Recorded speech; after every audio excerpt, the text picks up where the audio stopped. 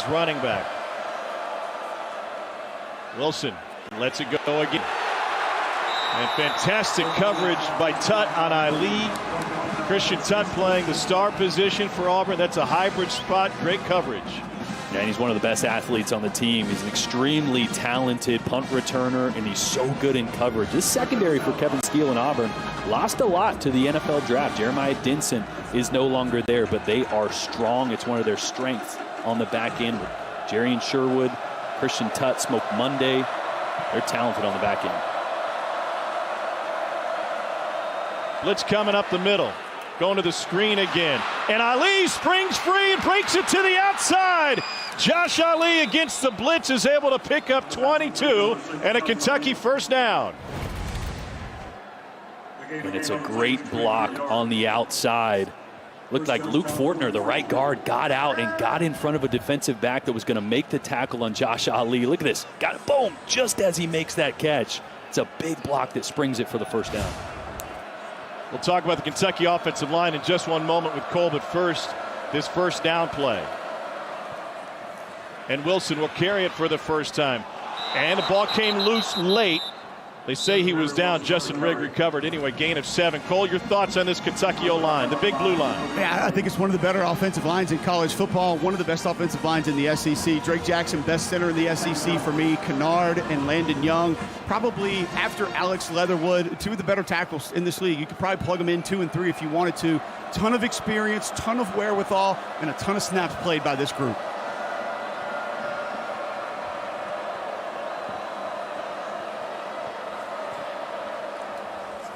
Second and 3. This is Rose again, and Kentucky is gashing Auburn here on this possession. That's a gain of 8 before KJ Britt makes a stop. Another big hole by this offensive line. Sorry to cut you off, Cole, but I think that's one of the mismatches of this game is no more Derek Brown, no more Marlon Davidson. This front defensive 3 is different. Big Cat Bryant not out there either. This offensive line for Kentucky is having a good start to this football game. 80 combined career starts with that O-line, and Kentucky averaging 6 yards a play here on this possession. This is Rose, and he's bottled up, no gain. Yeah, guys, Big Cat Bryant rolled his ankle earlier in the week, inside drill, kind of a full-speed drill, just kind of had somebody come down on that ankle. He had it taped up, spatted up. Was watching him before the game a little bit. Did not seem anywhere near a 100%, and like you said, Tom, have not seen a lot of him here today. Connis Miller, another interior defensive lineman, no longer with this team. He was in for the majority of camp. It's a very different front for these Auburn Tigers. Derek Brown is gone. Marlon Davidson is gone. And now new faces even from a week ago on that line for Auburn. On second and 10, 4-man rush. And that'll be a gain of just 2. Interesting to watch how Kentucky develops this offensive passing attack. I will say Auburn's a team that likes to play up in your face. They like to press man coverage on the outside. A lot of Terry Wilson's favorite concepts. Hank, curls, seams. They're better against zone. So how does Eddie Gran dial up as you see press coverage across the board? These Kentucky receivers have got to start getting open down the field. They've already converted a 3rd and 9 on this drive. And Auburn jumps. Free play for Wilson. Back to the wide receiver screen again with Ali. T.D. Moultrie, big number 99 at the end, was the one who jumped over the line. Get our first chance to hear from our ref, Steve Marlowe. 5-yard penalty. Replay 3rd down.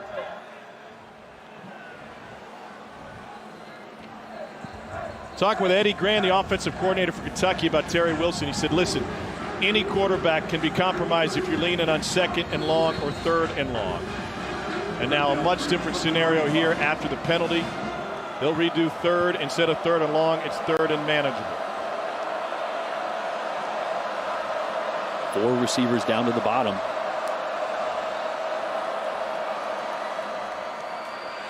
Smoke down the line, and Cavassier Smoke inside the 5 and inside the pylon. A 35-yard touchdown run, and Kentucky's on the board early.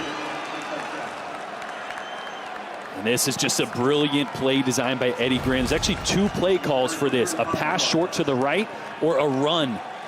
Pass short to the left or a run to the right. Auburn linebackers bumped over to the 4 receiver side, left a gap over the right guard, and that's exactly where Smoke was able to attack. That was excellent work on that double team by Drake Jackson. Kentucky center got a good push, removed a defender from the box, climbed up to inside linebacker Owen Popo. Matt Ruffalo for the point after.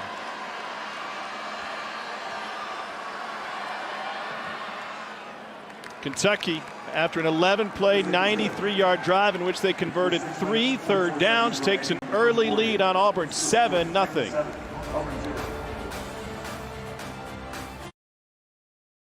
This is the moment, tonight is the night. We'll fight till it's over, so we brought out Food. We think about it all the time, but for many Americans, it's a scary thought. During this crisis, 1 in 12 seniors and 1 in 7 children don't have access to nutritious food. We can all help. Get involved at feedingamerica.org. This is the moment, tonight is the night. We'll fight till it's over, so we brought out Food. We think about it all the time, but for many Americans, it's a scary thought. During this crisis, 1 in 12 seniors and 1 in 7 children don't have access to nutritious food. We can all help. Get involved at feedingamerica.org.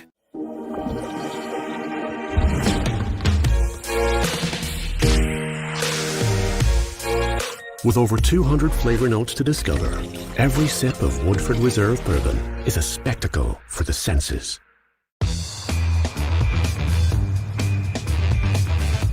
Capital One knows life doesn't update you about your credit card.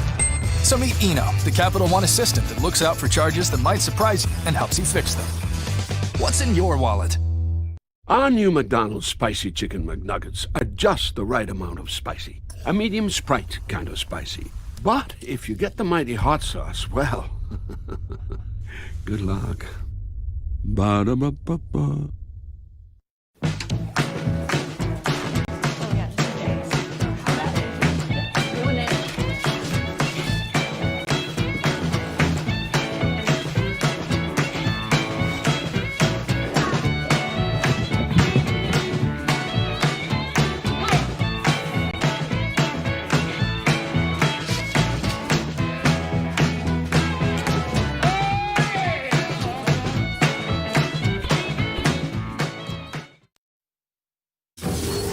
Welcome back to the Marathon Conference Kickoff.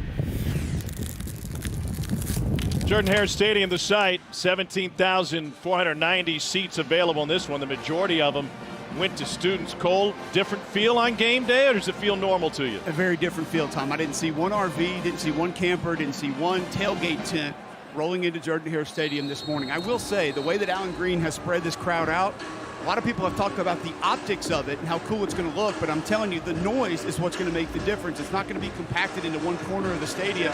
So audibly, it feels much more normal than I think a lot of fans thought it would. Chance Poor to kick off. Tank Bigsby will bring it out of the end zone. Bigsby out to the 20. And another big return for Auburn past the 30. Let's take a look at Winning with Style, brought to you by Bell. One of the knocks on Bo Nix last year was his inability or inaccuracy pushing the ball downfield. But look at this. What are you going to do here as a quarterback? 3 receivers running straight downfield with over-the-top zone coverage, and you got a running back sitting there. Hey, don't watch the game. Participate. He's obviously told to stay in and block. Chad Morris has got to do more to design plays that give Bo Nix options underneath when they're trying to take a shot, so he can get completions, not scramble and play backyard football. That leads to the inaccuracies and negative plays. Our visit with Gus Malzahn yesterday, and by the way, there's a look, a nod to the late Pat Dye with the short sleeve shirt, the tie, and the ball cap. We got movement for Auburn. It's now Pat Dye Field, but talking with Gus yesterday, he was so supportive of Bo Nix, even to go so far as to say, listen, guys, he's a freshman playing in the SEC West. Look at the schedule we played last year. That's hard for anybody, let alone a true freshman quarterback. Totally. I don't look at the completion percentage last year First down. and say, he should have been better or he can't be accurate. Not at all. He has the capability to be an accurate quarterback. The play design needs to allow him to attack areas of the defense that are vacated. And I don't think they did that quite enough last year. First Auburn freshman to start the opener since Travis Tidwell in 1946. Here's Shivers trying to find the edge. And took a late shot after he was run down on a game of 7. Jamin Davis. Boy, he's exciting to watch, huh? Shivers, he's explosive. He puts his foot in the ground and can get vertical in a hurry. And only at 5'7", sometimes that's tough for the defense. You can't see him over the offensive line, and that gets him a head start. Fort Lauderdale native out of Chaminade Madon. Almost got tripped up on the edge, stayed on his feet, and he's motoring his way to the 43. What a run and a first down. Look at the balance, the vision. I mean, Auburn running the football hasn't been as dominant as they would like to be over the past couple years. And I think it's going to be a little bit by committee this year. But, man, if Sean Shivers can keep running the football like that, that's going to open things up for Bo Nix. They change it up. Now DJ Williams in the backfield. On play action. Nix over the middle, caught, and an Auburn first down. Cole, this Auburn offense already looks different. I don't think there's any Go ahead, Cole. I was going to say there's no doubt about how different it looks. Slide protection there, but Jordan, you're not going to get this kind of a route tree in the previous offense. Bo Nix not going to have these kind of options. I love it.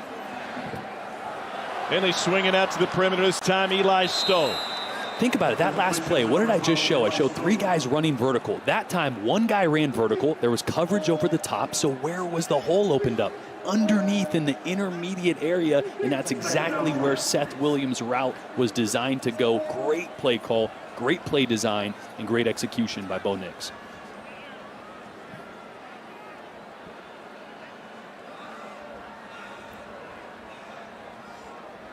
Big 89 J.J. Pegues in at tight end. They go behind him. He's out to block at 300 pounds, and he springs Anthony Schwartz. Just outside the goal line, a gain of 22. That's a 300-pound tight end getting out on the edge to block.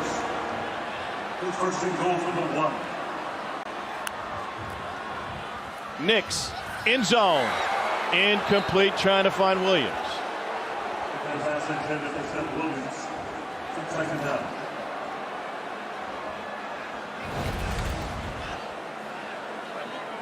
I mean, here is Pegues, the 300-pound tight end, lead blocking for Anthony Schwartz. And look at that 300-pound guy out in space on a cornerback, opening up the hole for Schwartz.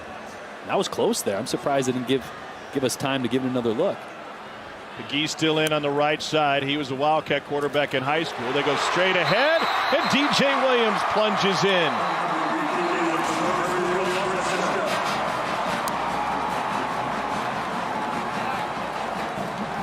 A great block on the screenplay to free Anthony Schwartz. And then J.J. Pegues, the true freshman, 6'2", 300-pound tight end, just blew up a Kentucky defensive lineman to open a hole there for the touchdown.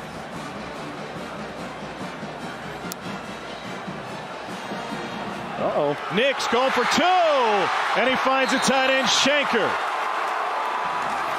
Tom, the swinging gate. We used to practice this all the time.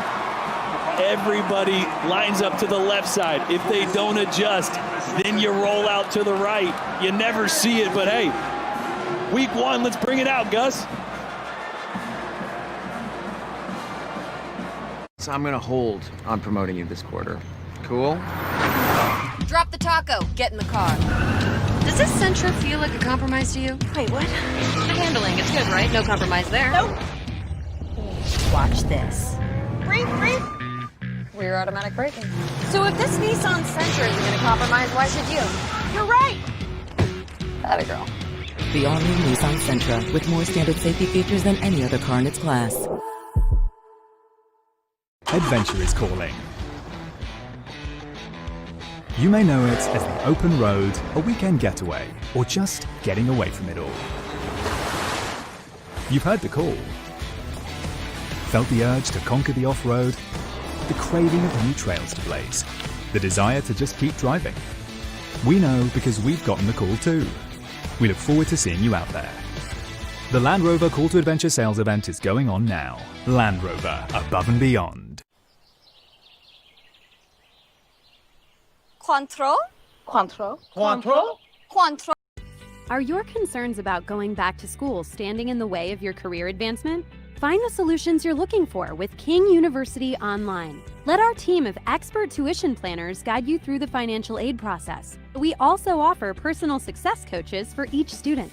They'll offer tips for balancing your education with your personal commitments and help you stay on track to graduate and land the career you've always wanted.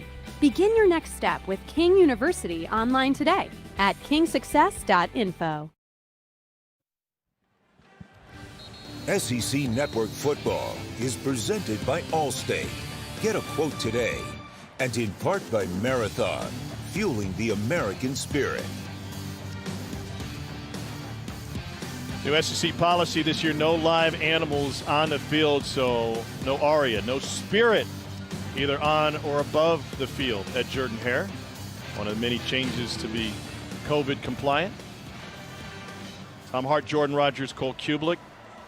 Auburn went to the swinging gate with Grant Lloyd throwing the two-point conversion to John Samuel Schenker on the last play.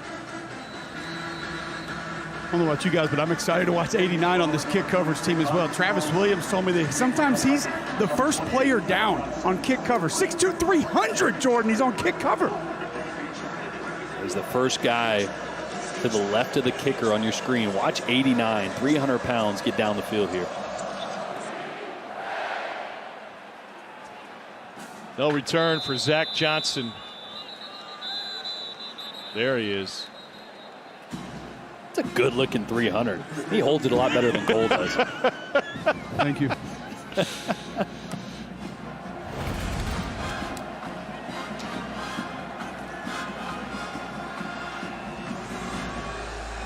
I mean, he's step for step there for the first few with the receiver. Then he realizes it's out of the end zone. I can save my gas.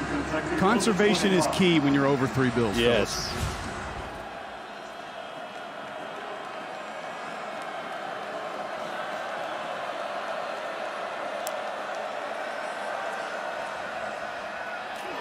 Tosser Rodriguez is blown up.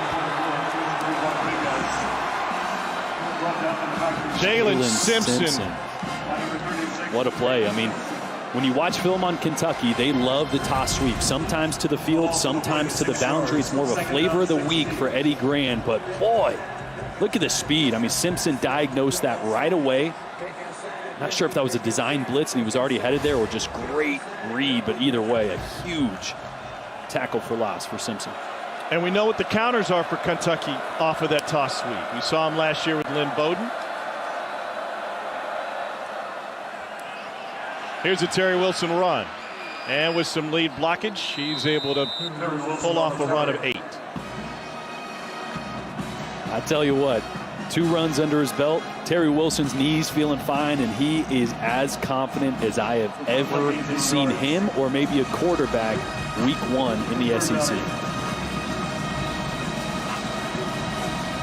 Kentucky 3 of 3 on third downs already. They converted a 3rd and 9 and a 3rd and 8.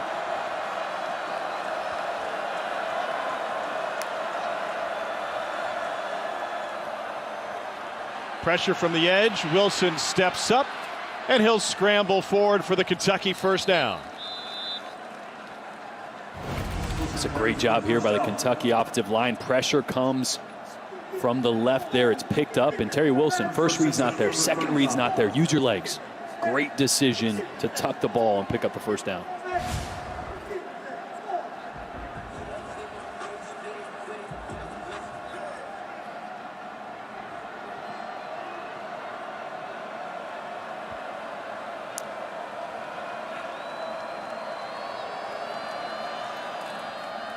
Play action, everybody covered.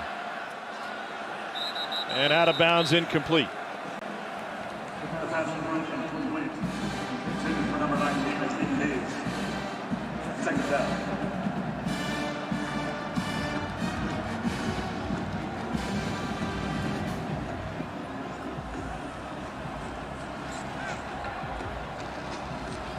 There's another formation that Eddie Grant's going to put out there to see how Auburn reacts. How many guys they walk over the 3 stack at the top. Now Terry Wilson's going to adjust the play. They walked out 3. Now the box is light. Expect a quick throw or a quarterback draw. They've got Popo on the tight end rig, part of the trips formation at the top. Fake the screen, Wilson going to run it, and Popo able to get back in and make the tackle, but not before he picks up 6. Tom, you mentioned how Owen Popo flexed out over the tight end. I talked to Travis Williams about Owen Popo, the linebacker coach at Auburn yesterday. He said, Cole, the guy could start at nickel for us if we really needed him to. He runs that well. They're not going to be afraid to leave him on the field in 3rd and longs, 2nd and longs, because his versatility and speed allows him to do things that most linebackers can't. They get a little bit heavier with KJ Britt coming in now and middle linebacker.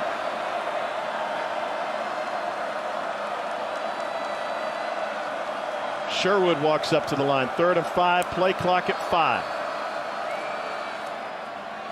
Here's A.J. Rose, and he picks up a Kentucky first down on their 2nd possession. They're moving again. Smoke Monday forced him out after a pickup of 10. Notice what Eddie Grant's doing. Previous play, he widens everybody out, vacates the box, runs quarterback draw. This time, he condenses the set, brings everybody in, and then leaks the running back out because his defenders now got to work through traffic and gets him on the edge. That's a brilliant job of creating space through formations by Eddie Grant.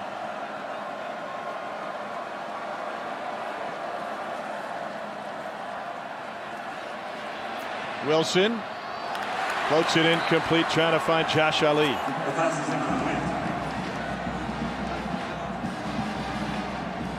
It's tough to see on that first angle, but it looked like this is one that you expect Josh Ali to come down with.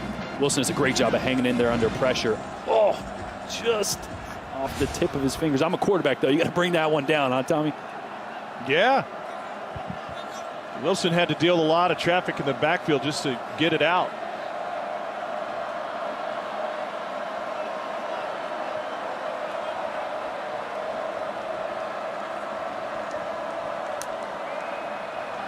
Auburn jumps again. Here's Rose, quickly brought down by KJ Britt, Auburn's leader on defense. And we'll hear from Steve Marlowe, our white hat, once again. I'll tell you what, Tom, right after this call. Offside. Defense, number 45. 5-yard penalty. Replay 2nd down. All these guys watch football, right? You turn on football on Sundays. You're watching the NFL. Someone jumps and the play continues. What do? Huck it downfield. You got a free play. Either you get a big explosive play, maybe you get pass interference. You turn 5 into 15. Man, I just want to see Terry as an experienced quarterback, especially the second time that happens, backpedal and chuck it up. Not just a great 2018 for Terry Wilson, but great on the road.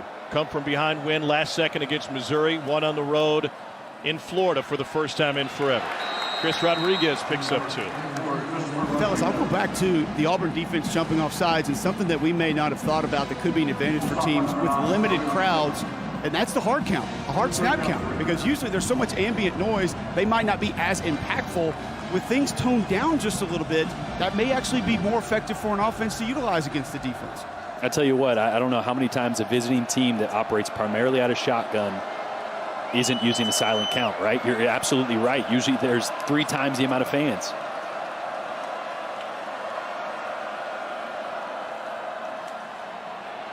On 3rd and 3, Wilson brought down behind the line of scrimmage. That's how the first quarter will come to an end. KJ Britt with a big stop. Auburn hasn't had enough of those here in the first quarter. But the Tigers, with a trick play, go for 2 to take the lead. The score is right. Number 8, Auburn, with 8 on the scoreboard, leading Kentucky 8-7 in the SEC opener for both.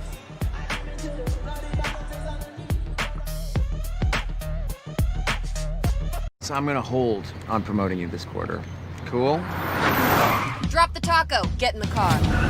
Does this Sentra feel like a compromise to you? Wait, what? The handling, it's good, right? No compromise there. Nope. Watch this. Rear automatic braking.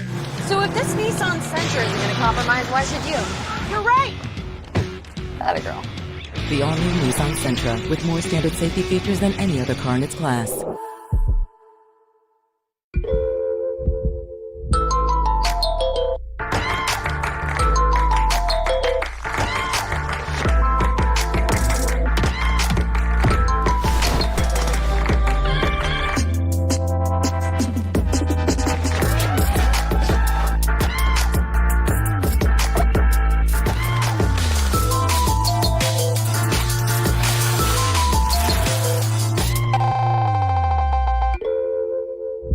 adventure is calling.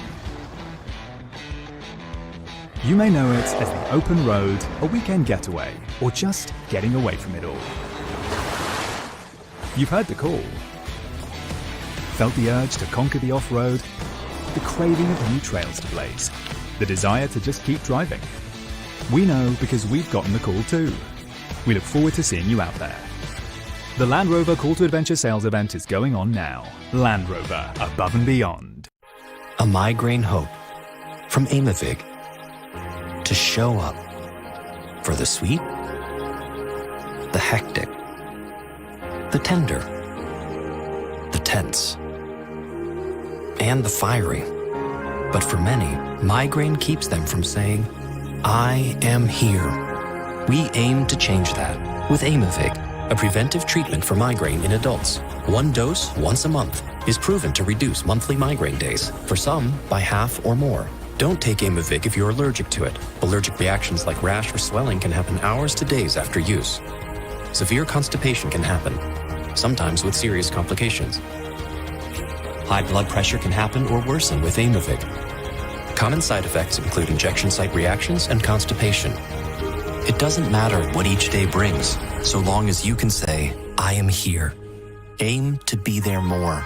Talk to your doctor about Aimovig.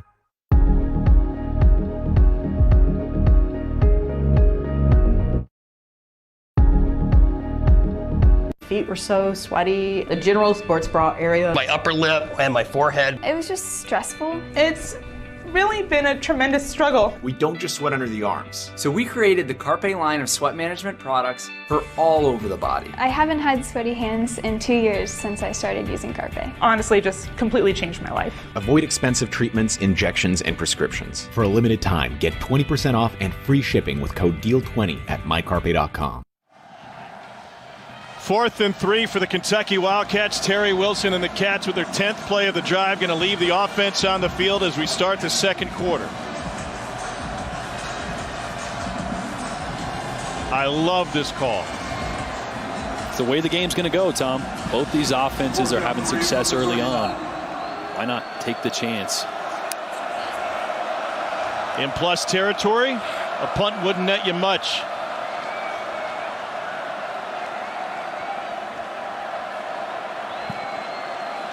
The split out rig, the tight end.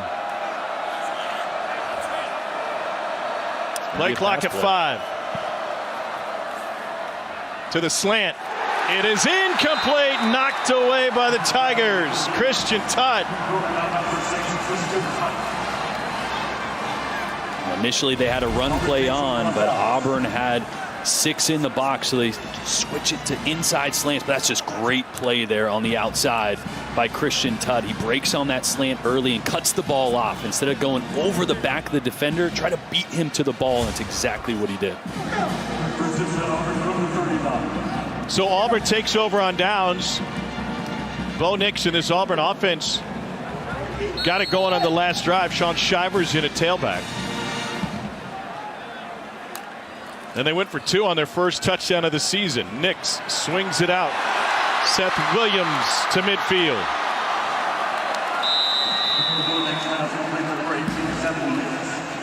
Seth Williams, a special receiver. 830 yards, 8 touchdowns. Last year I had him as my 5th best receiver in the SEC with a lot to prove and move up on that list. Just get the guy the ball in space. Nix chased in the backfield, and he shoves it away, incomplete. Let's get to the studio. Here's Dari. First studio update of the year. It's going to be Peter Burns instead of Dari Noga. How about this? First Gators touchdown. Kyle Trask to one Kyle Pitts. Play We've action. seen that a lot, right? Florida up 7-0 on Ole Miss. Their first trip to Oxford since 2007. But then the Lane Train dials this up. 1st and 10, Matt Corral to Dontario Drummond, getting it done, 7-7 late in the first quarter. Well, I figured I had a 50-50 chance, so Peter it is. 2nd and 10 now. By the way, elsewhere in college football today, the Syracuse-Georgia Tech game started more than 30 minutes late after an abundance of caution, they stated. They're waiting for a couple of Syracuse COVID tests to come back. They have just gone underway at Syracuse. Shivers with the run. That'll bring up third down.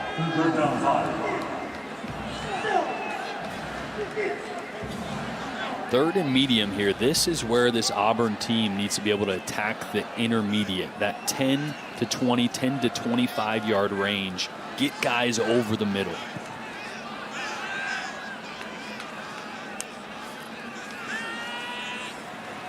Over the middle. They got him, and that's an Auburn first down.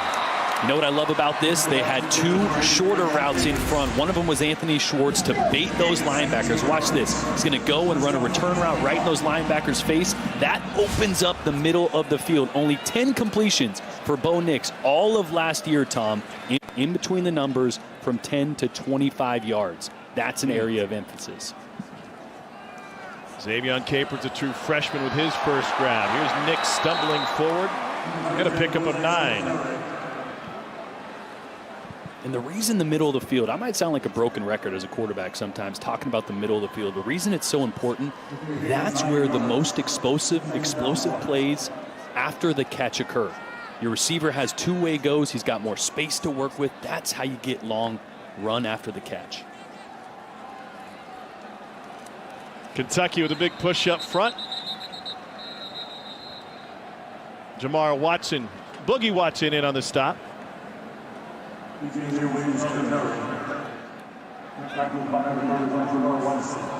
Already we're seeing Chad Morris's stamp on this offense. Got the tight end position being much more integral, play in and play out. They're attacking the middle of the field with concepts.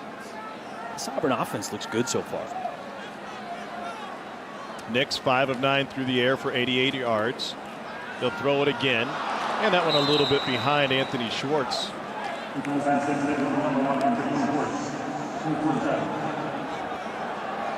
Nix wants it. I think this is a place where you go for it. 4th and 1. The way this game is going, you saw Kentucky go for it. Your defense came up with a stop. This is house money right now.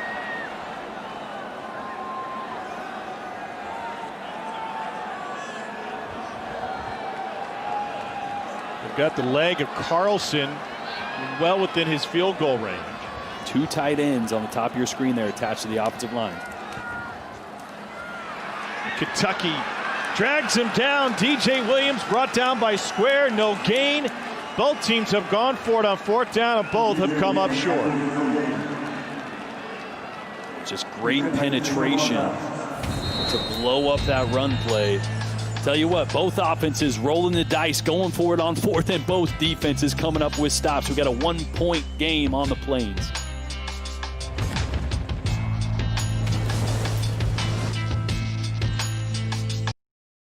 Your mission: stand up to moderate to severe rheumatoid arthritis and take it on with Rinvoq. Rinvoq, a once-daily pill, can dramatically improve symptoms.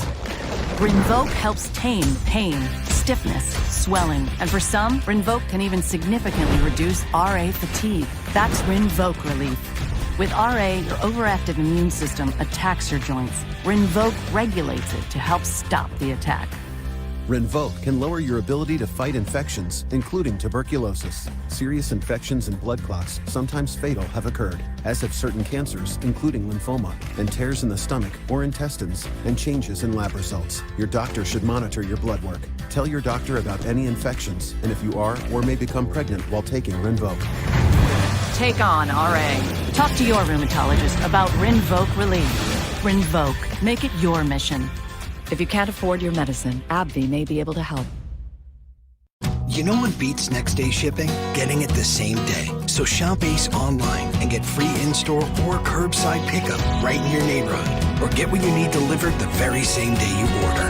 Ace is the place with the helpful hardware, folks. The Flat Spin 360. Often imagined, rarely attempted.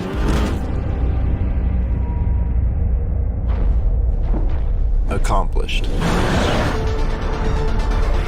Just this once. Introducing the all-new turbocharged K5.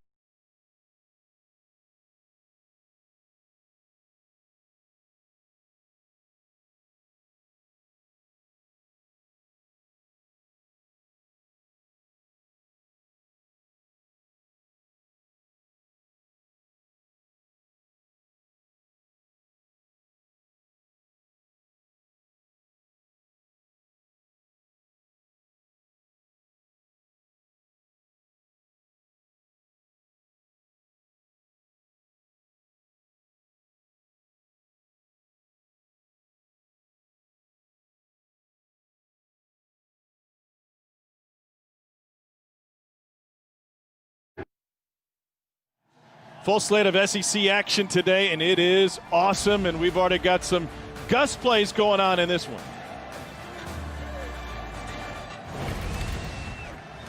You got the old swinging gate. I can't tell you how many times we practiced this, and it never worked, but the defense walks too many guys out over all those offensive linemen standing over there. You catch them off guard, and a quick hit or throw to steal a point.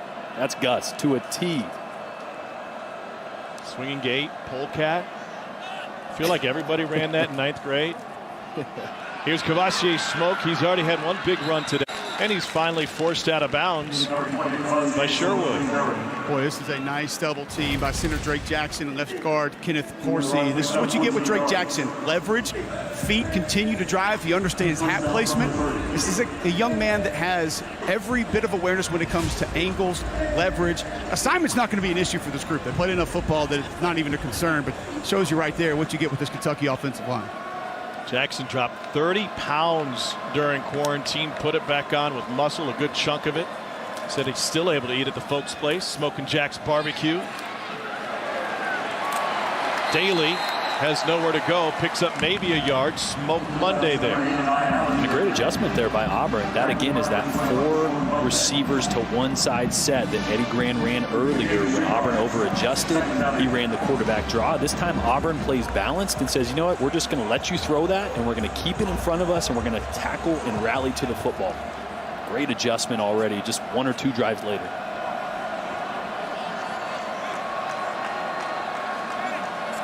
Smoke and Rodriguez, the running backs behind Terry Wilson. We got a flag on the play. There's still plenty of time on the play clock.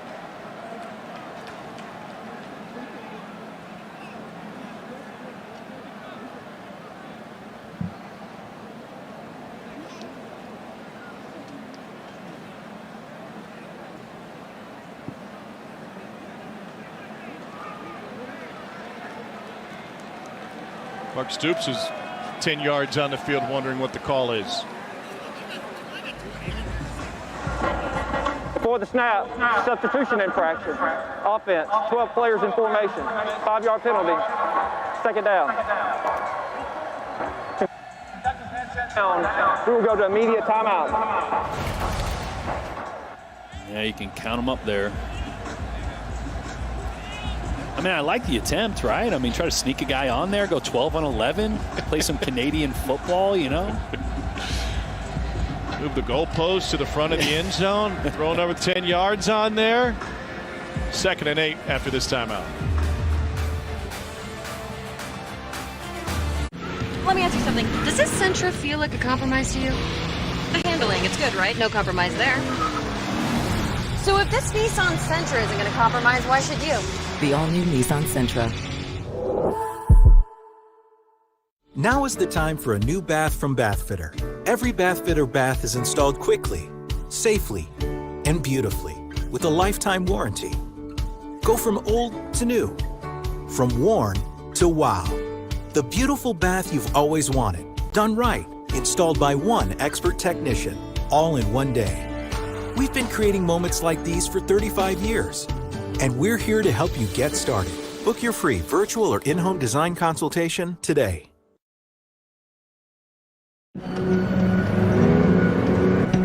Life can throw you a curve, send you down an unexpected path, But navigating the rocky moments is part of the adventure. To help you discover what's been missing. Bandit! Why did you run off? Introducing the 2021 Telluride Nightfall Edition. At Just Fab, they know shoes won't change the world, but that the women who wear them definitely will. That's what my collection is all about. Styles to walk with purpose. Ankle boots, sneakers, mules, and so much more to walk tall and to walk with confidence. Because that's what it all comes down to. Looking and feeling your best with Just Fab. We all deserve to walk tall.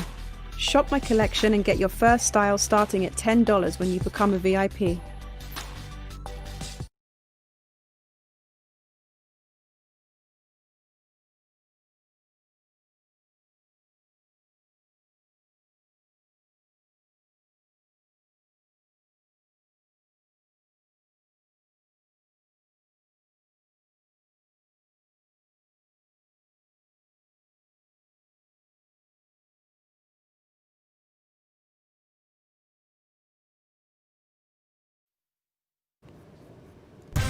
Peter Burns with another studio update. We got a great one out in Oxford, Mississippi after a 50-yard run by Kadarius Toney. And now Kyle Trask, second touchdown of the day, this time Trevon Grimes, 14-7. Now back to the Plains with Tom, Jordan, and Cole. All right, PB, thanks. The Ole Miss unis are sweet today, by the way. Fire. And Lane Kiffin is rotating quarterbacks, too. They're going to be a lot of fun to watch. I was surprised he went with Corral. And I understand rotating both, but man, Plumlee is special with his legs. I want to see him develop as a passer. Ole Miss down a touchdown, but driving there. Here, Terry Wilson going deep down the sideline. Wide open for a Kentucky first down is Josh Ali. And that one's going to be a big gain of 33. And this is just a post-wheel combination. The post over the top takes the safety and the corner. Little mix-up on the back end there, and that opens up the hole for the wheel. And Josh Ali, great read, and really the first time we've seen Terry Wilson push the football downfield, one of the things he does best. Wilson's completed 7 of 10 passes. 4 of those completions have gone to Ali.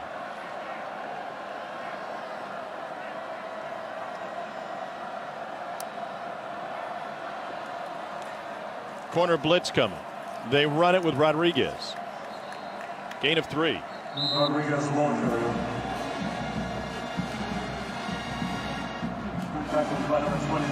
Kevin Steele's already done a good job of identifying what we call Eddie Grant's flavor of the week, something he likes to do. He likes to either decide, am I going to go heavy to the field? Am I going to run to the boundary? We've seen a few runs into the boundary, a toss. We've seen some work there.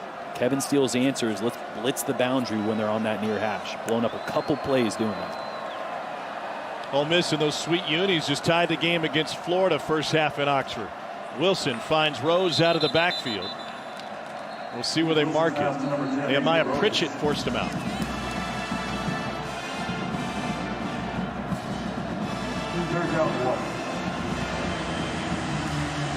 Third and 1. Kentucky has been sensational on third downs already today, 5 of 6.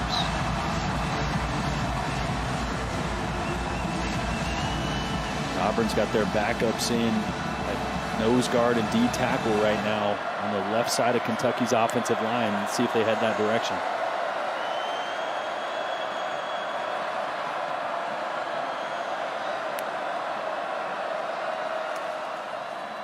Wilson hands it off. Rodriguez has to fight for it. And it looks like he picked it up. KJ Britt came up to make the stop. Boy, he picked that up, but what a play by Britt. I mean, that's a reason he's a first-team All-SEC preseason. He is instinctual and physical as a linebacker. Look how quickly he closes the ground from 5 to 6 yards deep. Once he evaluates that it's a run, he closes that in a split second to blow that play up. Unfortunately, Sherwood got injured on that play. He's out. Jordan Peters takes his spot at safety. Wilson on play action. This is Rose out of the backfield again, and he dances out of bounds for a pickup of 8 on first down. Flag on the play, but Kentucky Holding. Offense number 88. 10-yard penalty. Replay first down. They'll come backwards. It's a tight end, Keaton Upshaw.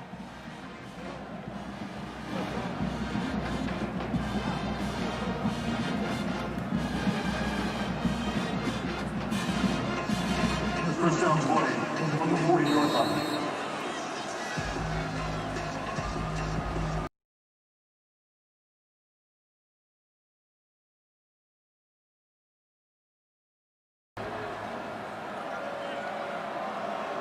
Terry Wilson, 8 of 11 through the air.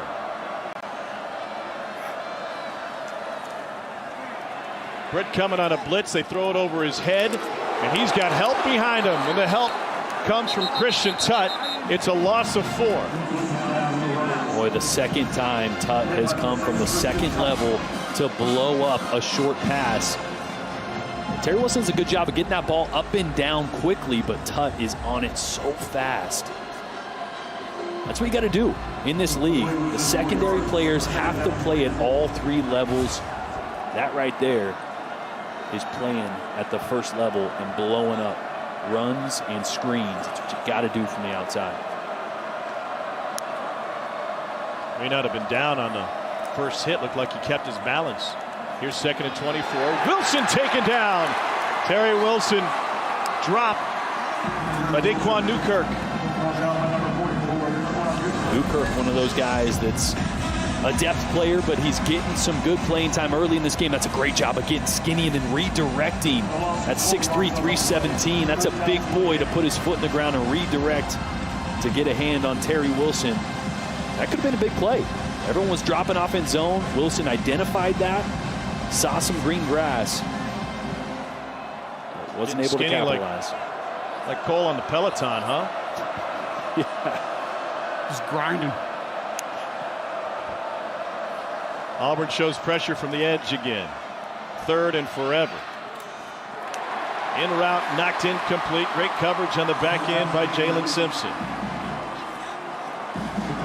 You know, Cole puts up those big numbers on the Peloton because he literally cranks it up to 100 and just grinds it out for 30 minutes. Like, what's the problem with that? I mean, it's not really what you're supposed to do. Yeah, he's always had a hard time following instructions. By the way, speaking of following instructions, without the holding penalty on Keaton Upshaw would have been a much different drive. They went from about 2nd and 2 at the Auburn 22. Instead, they got backed up, and now the best punter in the country, Max Duffy, called on for the first time in this one. The reigning Ray Guy Award winner. And the Aussie is going to fit this one in, but it will trickle into the end zone. Auburn gets possession back after that 48-yard punt. This little light of mine, I'm gonna let it. This little light of mine, I've got to let it. 'Cause everywhere I go, hey, I'm gonna let it. Everywhere I go, let it shine, let it shine, let it shine. I'm gonna let it shine, let it shine, let it shine.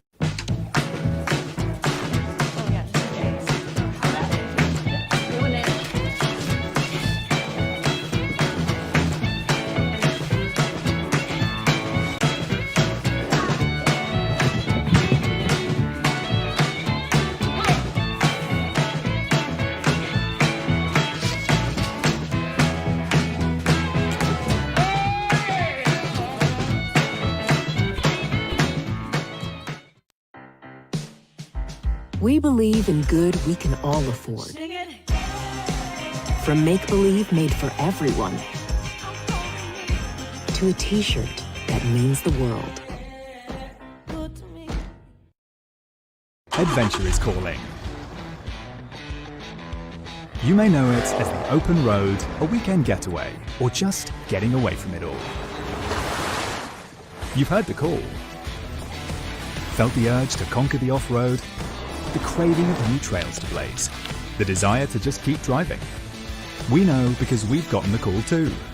We look forward to seeing you out there. The Land Rover Call to Adventure sales event is going on now. Land Rover, above and beyond.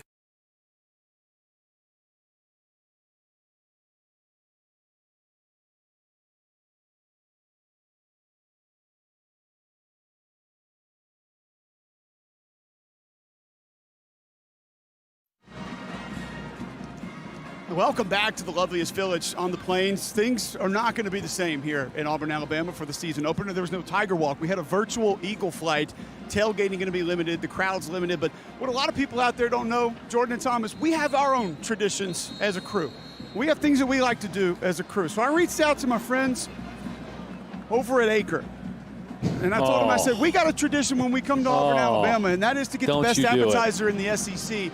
And yes, folks, that is chicken fried bacon. Oh, God, you Tom. had to. Tom, you got yours? Got your name on it right there. Jordan, got your name on it, buddy. I got chicken fried bacon for both of you guys. Oh, wait, you're at the crib. I got that for you. Hold on. Oh, this is cruel and unusual. You're dead to me, Cole. Unbelievable. Mm-hmm. They're a farm-to-table restaurant. They're not a farm-to-sod restaurant. One tradition that will not die. Chicken fried bacon. I ain't skipping it for you guys. Sean Shivers with the run. Jordan, I don't know about you, but I'm not only hurt, but I'm also now suddenly hungry. I'm also wondering upstairs. When that bacon was made. Don't you worry about that. Early this morning, you go stop by the kitchen Saturday morning? I got pull, man. I got skills. Yeah, well, I'm going to go upstairs and melt some cheese on my Doritos. That'll put me in a better mood. I got a Nature Valley bar sitting here. Listen, I got Mama G's waiting for me on the way out of town. Don't even worry about that. Goodness gracious. Throw it in hide these over here. Nix swings it out to his tight end, John Samuel Shanker, and he picks up 2. Tyrell Asian with the stop for Kentucky. It's going to leave 3rd and 5. Number 23, Tyrell Asian. 3rd down 5.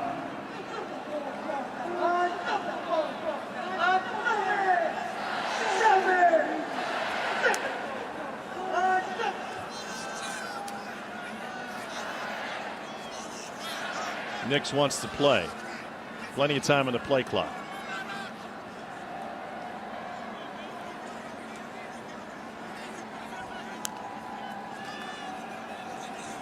Nix pulls it back.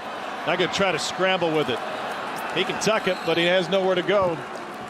Jamin Davis with the stop. Well, Nix wanted to throw over the middle of the field here. The problem you run into playing Kentucky is they're so fundamentally sound. It's really tough to get them to move or to fall for the eye candy. You saw the motion there towards the field. That's eye candy. They're trying to get those linebackers to look and flow wide and hit a dig back across the middle. Great discipline by Kentucky, something they're known for and a reason they were so good against the pass last year. Gus told us he's going to use both punters today. Hadn't had to use one yet. Now as they look at a 4th and 6, it'll be Aiden Marshall who gets the call. But a timeout taken. Auburn looking at a 4th and 6 when we return. Jordan and I looking longingly at a bald man eating bacon. Woo! So I'm going to hold on promoting you this quarter. Cool? Drop the taco. Get in the car. Does this Sentra feel like a compromise to you? Wait, what? The handling, it's good, right? No compromise there. Nope. Watch this. Rear automatic braking. So if this Nissan Sentra isn't going to compromise, why should you?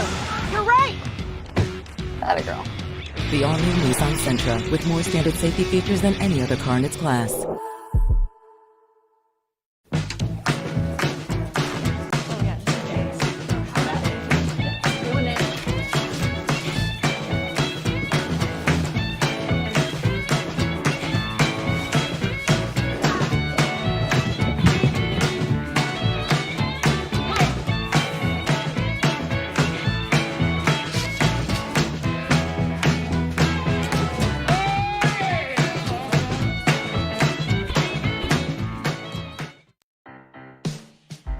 We believe in good we can all afford. From make-believe made for everyone to a t-shirt that means the world. Now is the time to focus on what matters most, and your health is key to that. Centrum supports your body with vitamin C and zinc to help maintain your immune system today and into the new tomorrow. Centrum.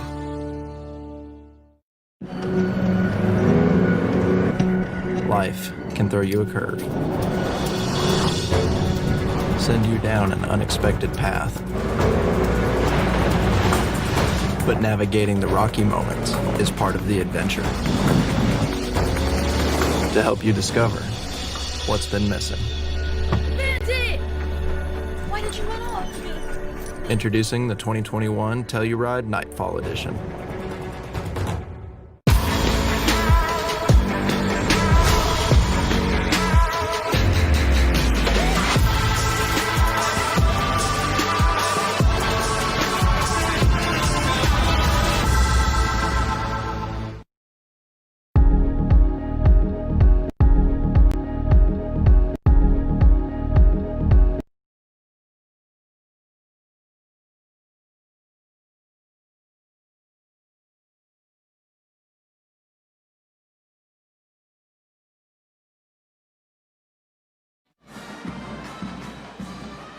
Welcome back to the Marathon Conference kickoff. Jordan-Hare Stadium on a beautiful day on the plains. Temperature into the low 80s today. And by all accounts, a perfect day for football. Josh Ali back to receive this punt from Aiden Marshall. Number 91, Oscar Chapman, confirmation for Auburn. First 3 and out for Auburn in this game.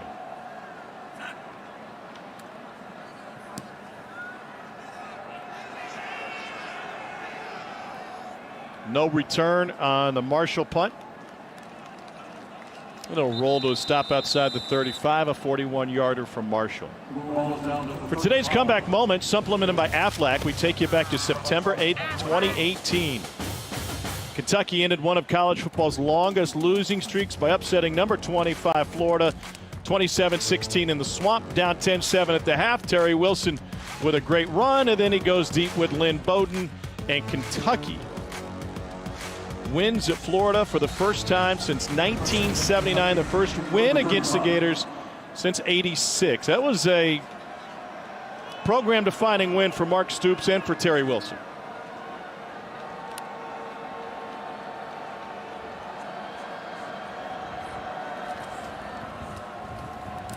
And talking with folks around the Kentucky program, Jordan, they talked about the confidence that a guy like Terry Wilson got by winning that game and performing so well. Yeah, I mean, I've been a part of a program that had a win that was so monumental, right? At Vandy, we were terrible for a really long time, and a couple of those wins hadn't been done in 20, 30 years. That's what Terry Wilson did. There's a great sense of pride under Coach Stoops when you take a program from nothing, you start to build it back up. And nobody more confident than Terry Wilson right now.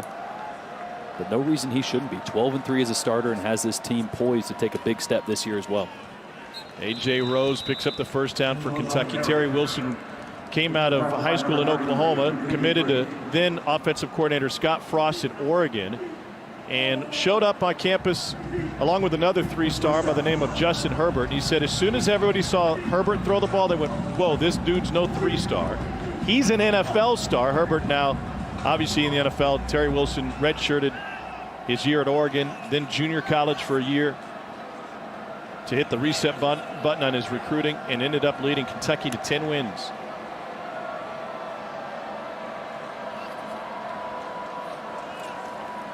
First down. It's Rose again.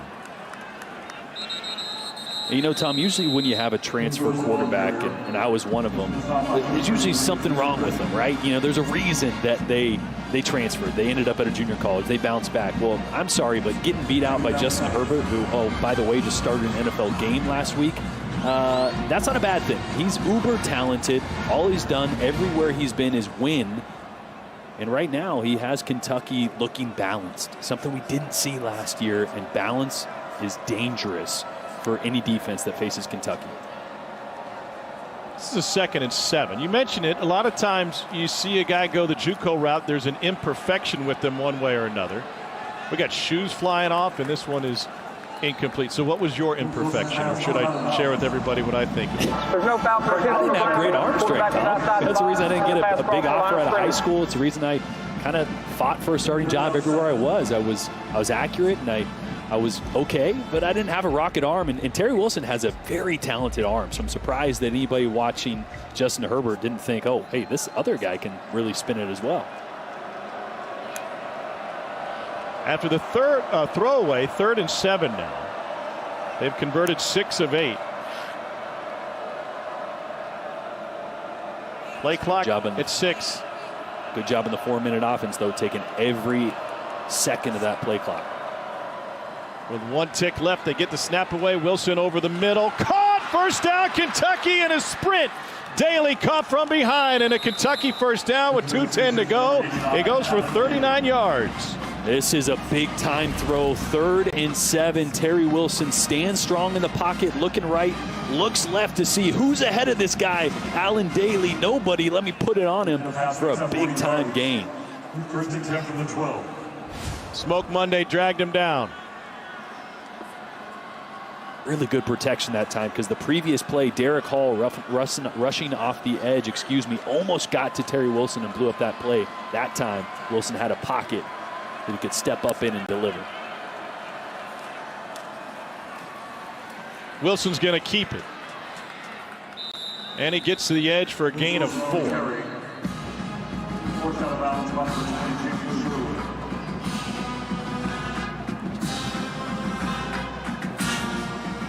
This is a huge drive for Kentucky. 1:34 to go in the half, looking to reclaim the lead, and they'll get the ball to start the second half.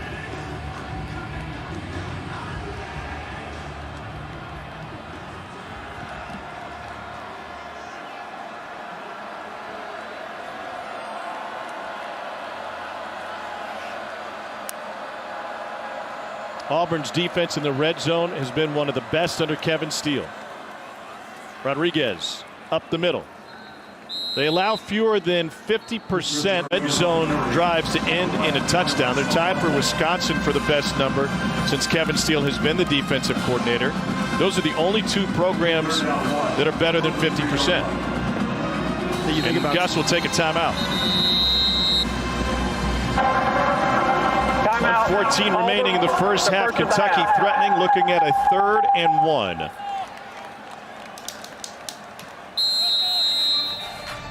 Adventure is calling. You may know it as the open road, a weekend getaway, or just getting away from it all. You've heard the call.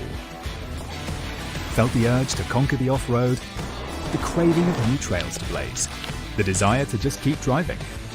We know because we've gotten the call too. We look forward to seeing you out there. The Land Rover Call to Adventure sales event is going on now. Land Rover, above and beyond. Hi. This is amazing. With moderate to severe ulcerative colitis. Are you okay? Even when I was there, I never knew when my symptoms would keep us apart. So I talked to my doctor about Humira.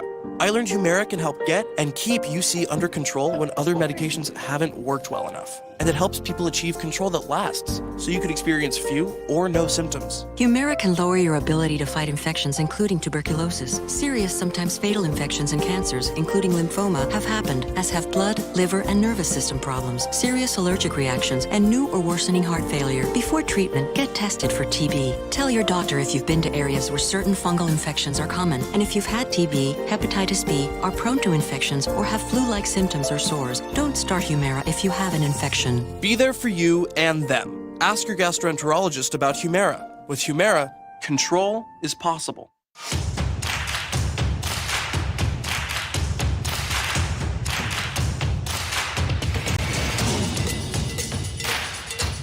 Gear up for fall at Academy Sports and Outdoors.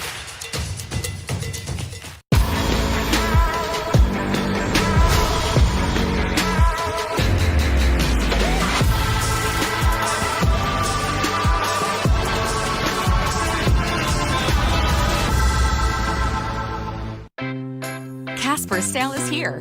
Save 10% on a mattress for a limited time. With new one-of-a-kind AirScape technology, air moves through so heat stays out, and you can stay asleep. There you go.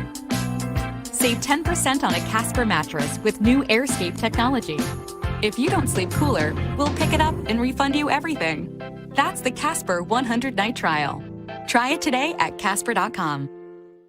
What's up, y'all? Coming up on the Farm Bridge Halftime Report, Peter Burns, Gene Chizik, Chris Dorian. We'll get you an update on Derek Stingley Jr. may not play for LSU in their game against Mississippi State. Also a Florida Ole Miss highlight. And what do you see so far? There was some concern about Terry Wilson having some rust.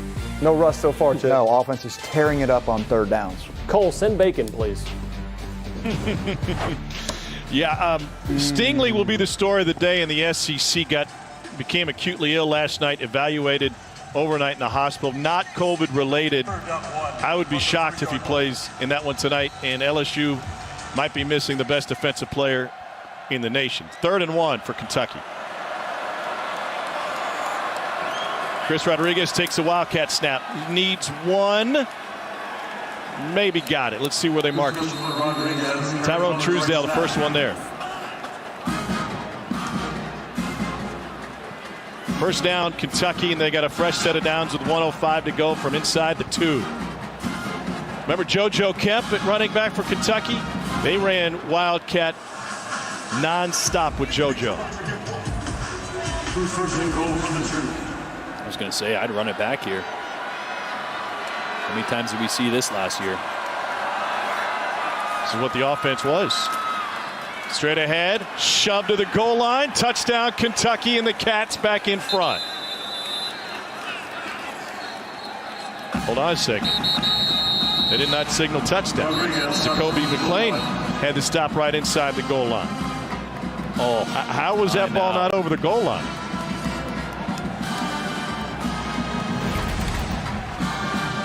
I think they said Kentucky called the timeout. It was definitely over the goal line. I mean, he's not down. He's still moving forward. I mean, Coach Stoops is all the way out on the numbers. Yeah, he did not look happy. Timeout, Kentucky. Wow. Yeah, his whole body was across the goal line. Got no forward progress. Stop. The ball carrier short of the goal line. The previous play is under further review. Okay. They will review it. You know, I wonder if they thought his knee goes down. When he first gets contact here, his knee dips. It doesn't touch the ground, but I wonder if the ref saw that and thought he was down.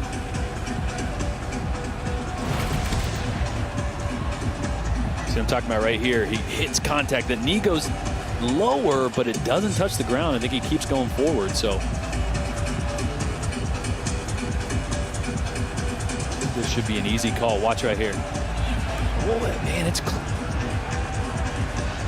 But Jordan, they did not blow the whistle for the knee possibly being down at the 2. They said he was stopped. The way the line judge came in had him watch the guy at the pylon at the top of your screen. That's a touchdown every day. Yeah, to me, there's more of a question on the knee than there is on the forward progress. It's close there.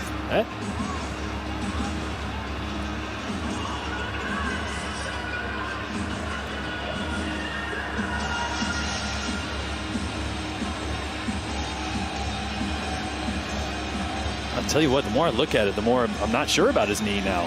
I mean, the forward progress is a no-brainer. I think that's a touchdown, but that knee looked close. Obviously, I don't think there's enough to say. It's a little bit more difficult to see over a Zoom call, but yeah, they've got the benefit of high definition at the stadium. And Tom, I'm like 5 inches away from my monitor right now. Like my eyes are just getting seared. I'm like, I can't tell. So you at home maybe have a better view than my computer to monitor right now. Yeah, I don't think you could say it was down there. And to me, his forward progress is not stopped until, or slowed even until that ball's over.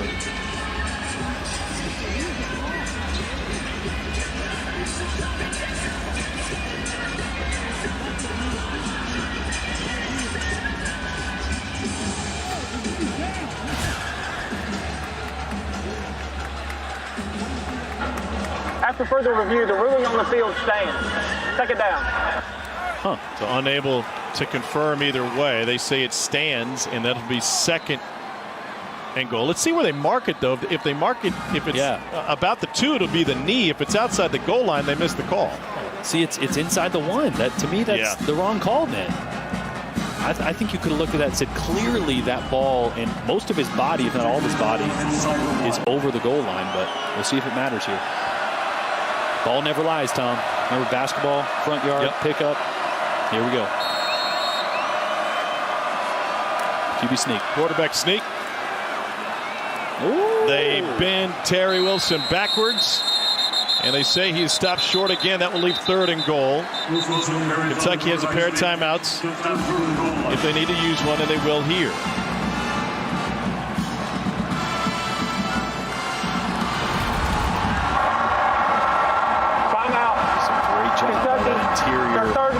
Defensive line by Auburn.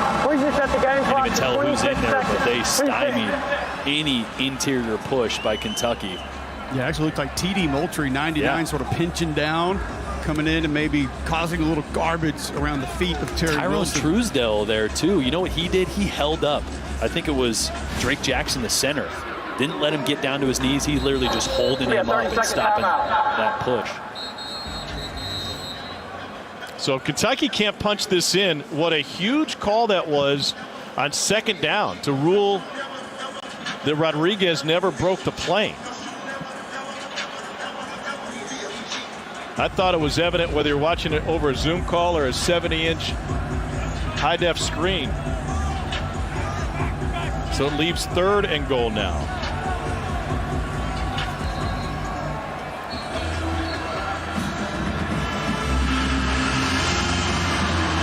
Grand is known to love the tight end pop pass. Tom, is this a place where we see a fake quarterback run or an inside draw or an inside handoff that turns out to be a pop pass to the tight end right here? 11th play of the drive. Wilson looking to throw into the end zone. It is intercepted by Auburn. Kentucky gets no points. McCreary's got the sideline, and what a turn of events. Terry Wilson can't bring him down. 100-yard interception return for a touchdown for Roger McCreary. Wow. And there you go. That is why Kevin Steele is one of the best in the business. The shorter the field gets, the better his defense becomes. And McCreary does a great job there of being physical on the outside and then keeping his eyes on the quarterback. Because the quarterback outside the pocket is now a threat to run. It puts cornerbacks in a difficult position, but he played that one brilliantly. Well, that'll brighten your day if you're an Auburn fan. Wow. Should have been 6 one way, turns into 6 the other way. And Anders Carlson of the legendary Carlson brothers on to attempt the point after. The previous play is under further review. They are reviewing the play, as they do every scoring play. Let's see what in particular they could be looking at. Perhaps if he stepped out of bounds on the sideline. Try to lead Chris Rodriguez into the flat there. McCreary does a great job being physical with Josh Ali, which allows him to get his eyes inside and see that Wilson's trying to force the ball. And now watch his feet. Wilson nearly makes a tackle. Let's see if he catches any of the white. Oh, that's a touchdown. What a turn of events. Tom, think about this. I mean, Kentucky's going to get the ball at half. If they score there, they go up 14-8, and they get the ball back after controlling the ball over 12 minutes, almost 12 minutes more than Auburn in that first half. And instead, they're going to be down a touchdown to start the second half. That is monumental for this game that's been back and forth, yet controlled on the ground and controlled on the clock by Kentucky. Well, even if you don't get the touchdown, you're still getting 3 points, and you're going into the locker room likely with the lead with getting the ball back. Yeah. Again, go back to the Chris Rodriguez run. I think that's one that was missed. I think it was a touchdown by Chris Rodriguez. Obviously, we can't change the pass now, but Gus is not happy. After reviewing this interception return, they have found targeting. And it's going to go against Auburn. Well, looks like that's going to be Derek Hall. Yeah. Think about it. It's a defenseless player. So it doesn't have to be crown to the helmet. A defenseless player, if you are contacted in the head or the neck area, and there's an indicator. There is an indicator there. During the return, number 29 for Auburn committed a targeting foul. It'll be a 15-yard penalty from that spot. It'll be first down Auburn. Number 29 is disqualified. Think about it, Gus is not happy, but that's the right call. Defenseless players in college football are overprotected, as they should be, for the health and safety of this game, so it doesn't have to be crown of the helmet. If you're coming from out of the line of sight of a guy on a change of possession, that means it deems him defenseless, and any attack or lowering of the head or forcible contact to the head or neck or even sometimes that upper shoulder area is deemed targeting, and that's the right call there. That's just football in this day and age. Back in the day, everyone's going crazy on the sidelines and celebrating this big peel back block. But in this day and age, you got to be more careful and find a way to wall a defender off instead of that type of contact. Touchdown taken off the board. It's a 1-point game again. What a swing in about a 10-minute span. And Gus is not happy. You can't hide the anger behind the mask. You got Barkley in the background on the playboard. He said this would be no threat. Well, Kentucky has been a threat. And McGregor there on the board too is going, hey, what? What's wrong with that? I'm going to say something else that was a little more colorful, but Nix took a knee, shoved the ball away. A frustrating end of the half for both teams. Kentucky thought they had a touchdown. They never got it. Auburn thought they had a pick six. Didn't happen, and one of the best players ejected. Let's get you to the studio. Here's PB and the boys. Welcome to the Farm Ranch Halftime Report. Peter Burns, Gene Chizik, and Chris Storing. And that ending of the first half was so on brand for 2020, right? Like you have no idea what's going to happen. Roller coaster of emotion. Auburn takes a 8-7 lead into halftime. It feels so good to be back and watching some football. It does. Chaos there at the end, though, CD. What do you make of the last play? Well, first of all, the game has lived up to our expectation. I think you and I both have talked an awful lot about how excited we were to watch this game. I think it's a great matchup. I think people were sleeping on Kentucky. But right now, Terry Wilson has been the story for me, a guy that missed most of last year, coming back as the leader on this offense, being able to throw the football and contribute running the football. That offense, with the exception of that incident there at the end of the half, they look pretty good to me, Chid. Yeah, they opened with an 11-play, 93-yard drive. They converted a ton of third downs. They were 6 of 8 at one point.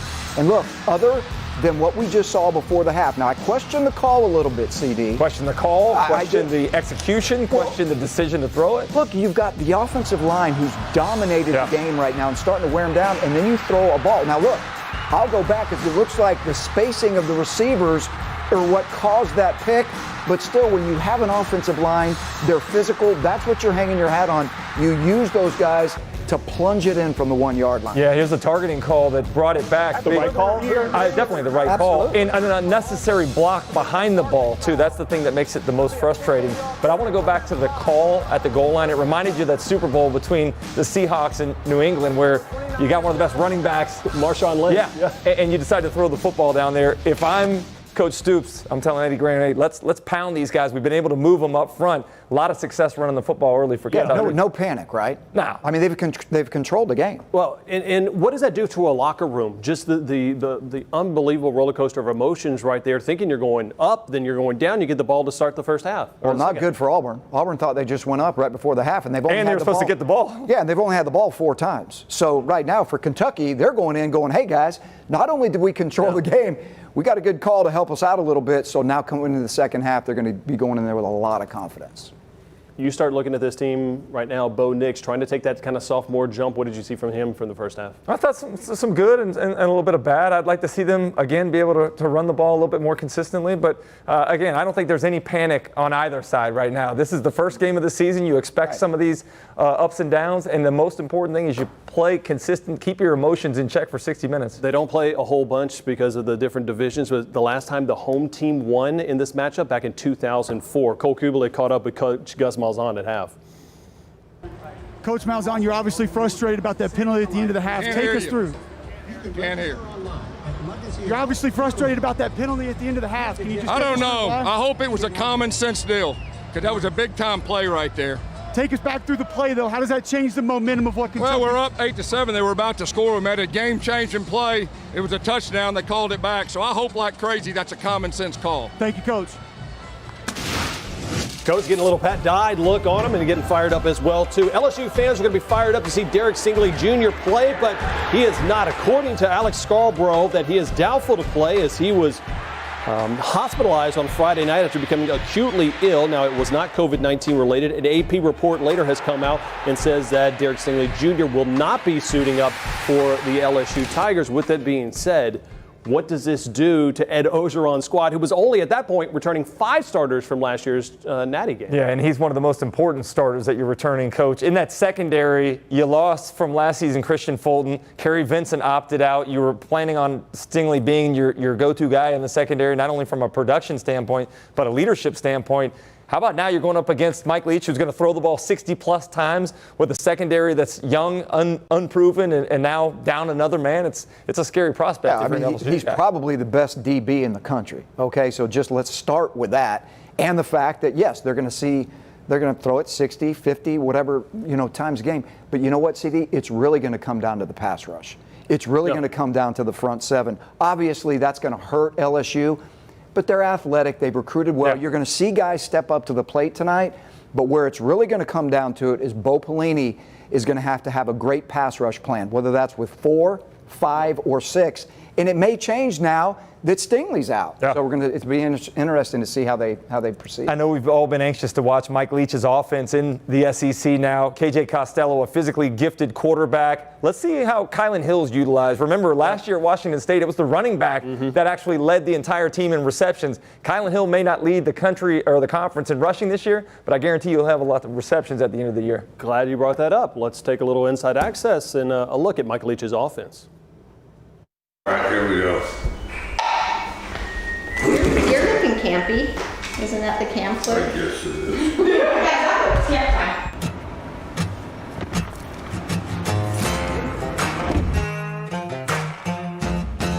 Okay, everybody can only play one play at a time. Make sure you understand that. So your job is to make the most out of each rep that you have. Did you have a good play the last play? Fine. But that has no impact on the next play. Let's go. Work on 3. Work on me. 1, 2, 3. Work. Stay low and quick shed after you shoot your hands, bro. We're going to be good.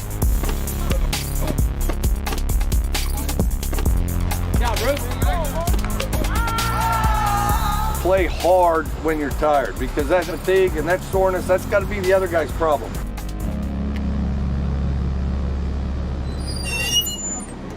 All right. Know where you're at on the field and know that the play's coming from. I'm going to do it.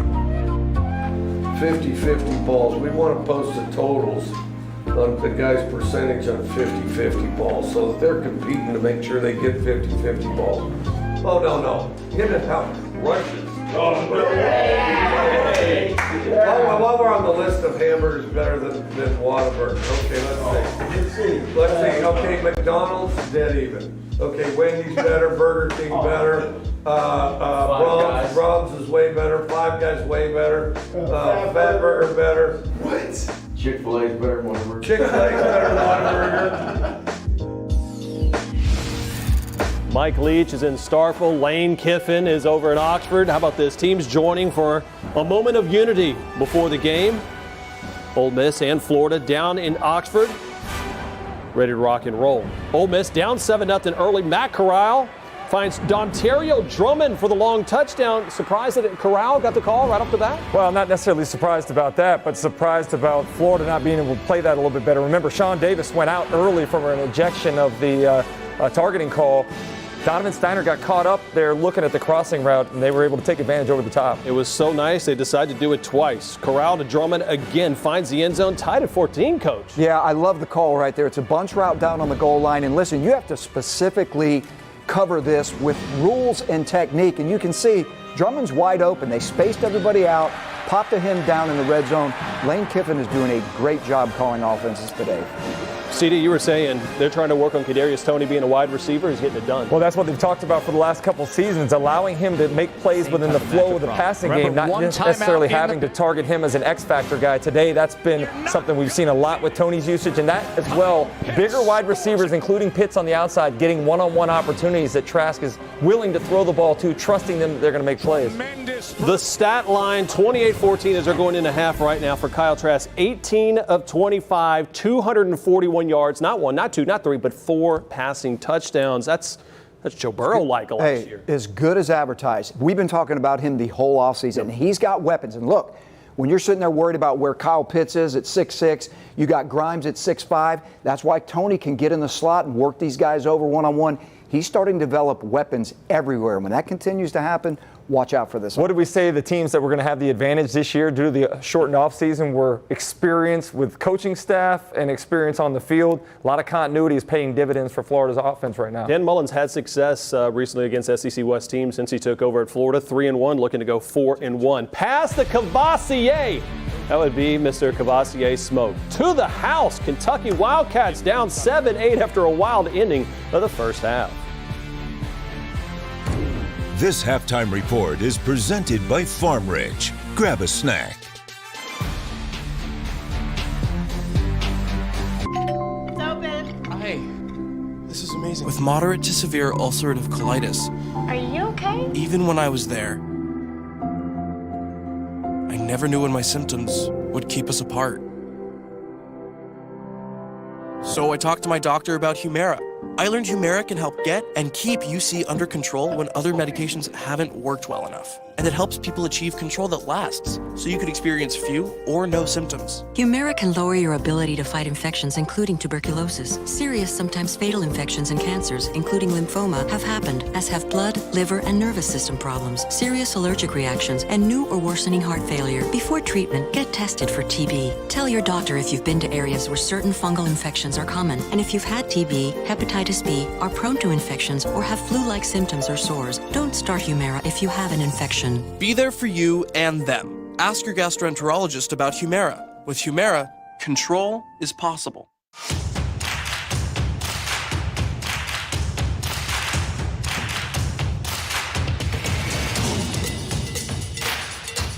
Gear up for fall at Academy Sports and Outdoors. Are your concerns about going back to school standing in the way of your career advancement? Find the solutions you're looking for with King University Online. Let our team of expert tuition planners guide you through the financial aid process. We also offer personal success coaches for each student. They'll offer tips for balancing your education with your personal commitments and help you stay on track to graduate and land the career you've always wanted. Begin your next step with King University Online today at kingsuccess.info.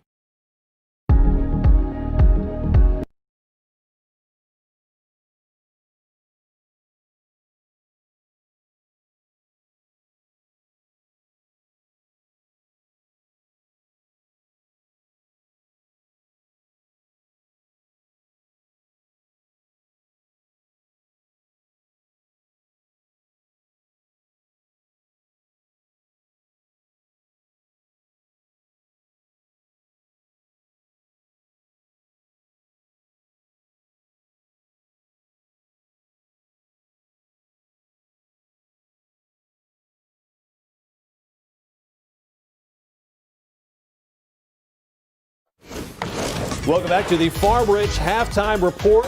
All SEC versus SEC all season long. Chiz, is it going to be Dwan Mathis for Georgia against Arkansas? That's a good question. I don't think anybody knows that, but I will tell you this. No matter which quarterback it is, get ready for Georgia to run the football. Don't forget about Zamir White, what he did in the Sugar Bowl, and James Cook. They will run the football today against Arkansas. Remember, Arkansas lost 19 straight versus SEC opponents. What is another one, CD?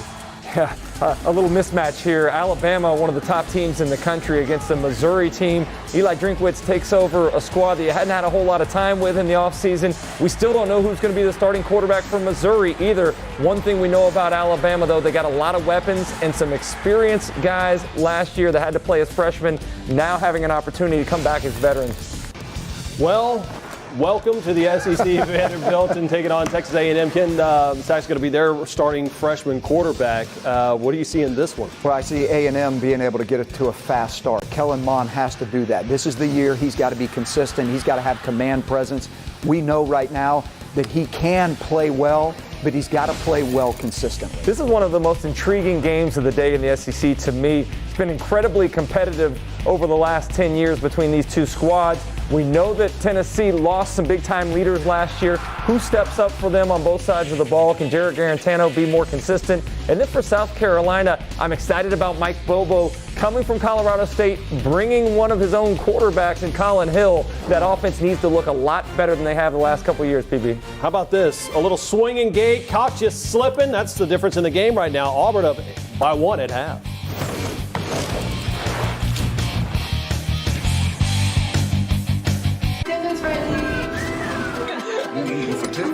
We've learned to savor the moments that were always there. And they never tasted this good.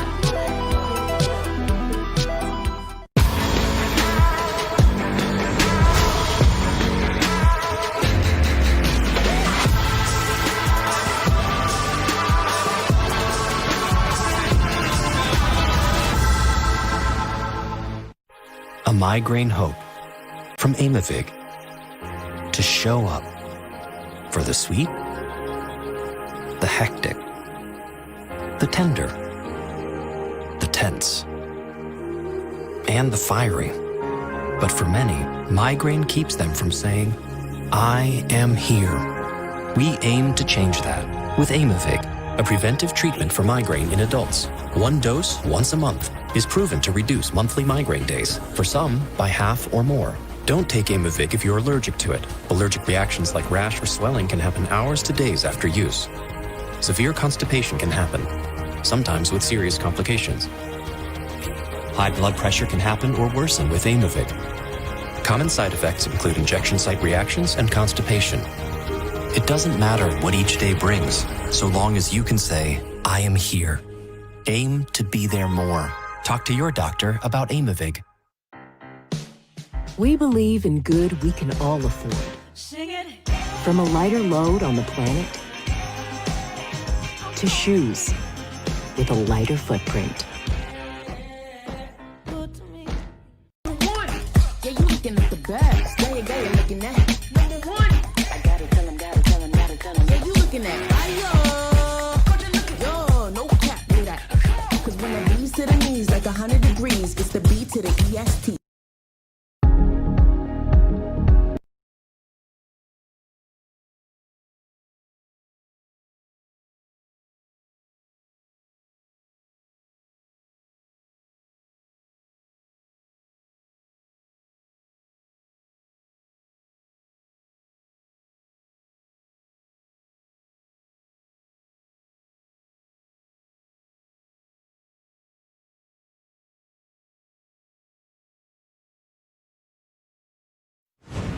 This halftime report is presented by Farm Ridge. Grab a snack.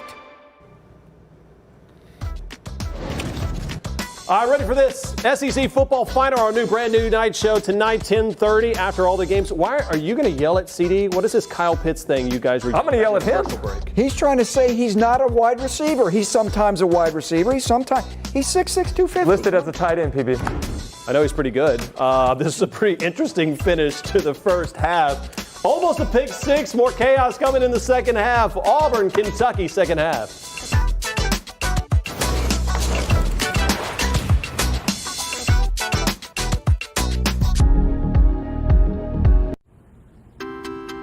The day the world stopped was the day we found where to go.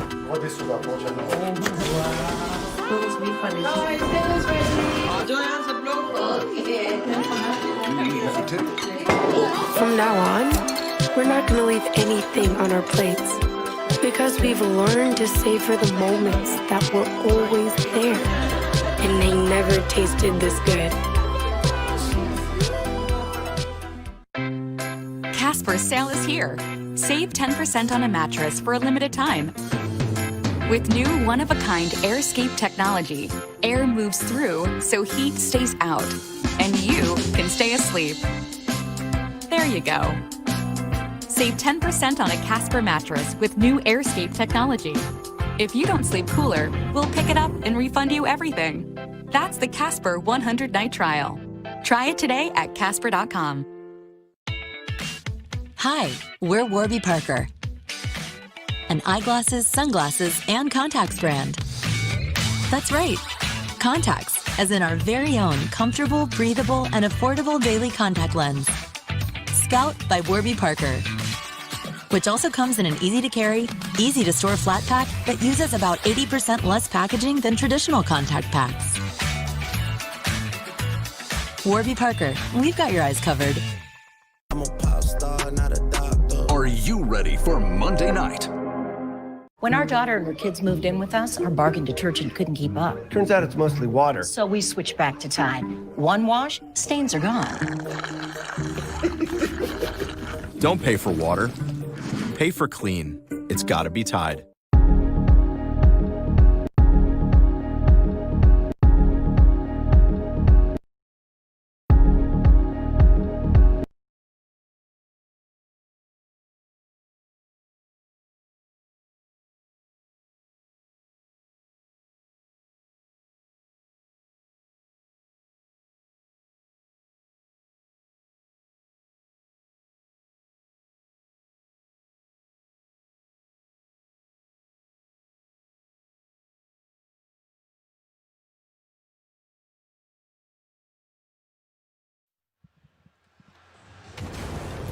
Welcome back to SEC football, presented by Allstate as part of Marathon Conference Kickoff. Getting ready to start the third quarter. It's a one-point game between a pair of top 25 teams, and what a turn of events to close the first half. And this, Jordan, is what this game has swung on not once but twice.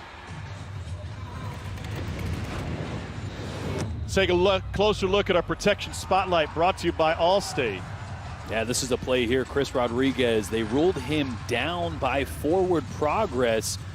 Really, I think it's the wrong spot. They spotted it inside the one. It's either got to be on the 1-inch yard line or the 1/2 yard line if they're saying his knee was down, but he was not stopped, in my opinion, by forward progress. Should have been a touchdown. In the very next play, a pick six, which ends up getting called back for a targeting call right there. Man, if you're Kentucky, you should be mad for a missed call. If you're Auburn, you should be frustrated because that's not a missed call. That's a bad mental mistake. And here's Gus Malzahn talking about his frustration. You're obviously frustrated about that penalty at the end of the half. I don't know. I hope it was a common sense deal, because that was a big-time play right there. Take us back through the play, though. How does that change the momentum of what Kentucky? Well, we're up 8-7. They were about to score. We made a game-changing play. It was a touchdown. They called it back. So I hope like crazy that's a common-sense call. Thank you, Coach. And by all accounts, as we looked at the targeting foul, it was the right call. But the play was initially reviewed to see if they had stepped out of bounds, if McCreary had stepped out of bounds on the return. But both teams had touchdowns taken off the board. Not in the literal sense. Kentucky's was never ruled a touchdown. Zach Johnson on the return, and he'll bring it out. And Johnson bottled up at the 25-yard line. Cole Kublik talked with head coach Mark Stoops of Kentucky. Cole? Tom, pretty simple message from Coach Stoops. He said, I preached to you guys when we met with you yesterday. I've talked to my team this entire offseason. We cannot afford to beat ourselves. He feels like all in all, Kentucky's playing great football. Situationally, they must be better. He referenced the holding penalty that forced Kentucky to punt, and then obviously the interception there before the half. He said, we must focus more in our situational football mindset throughout the rest of this game. And Jordan, I guess we shouldn't be surprised if there's some rust here first game of the season.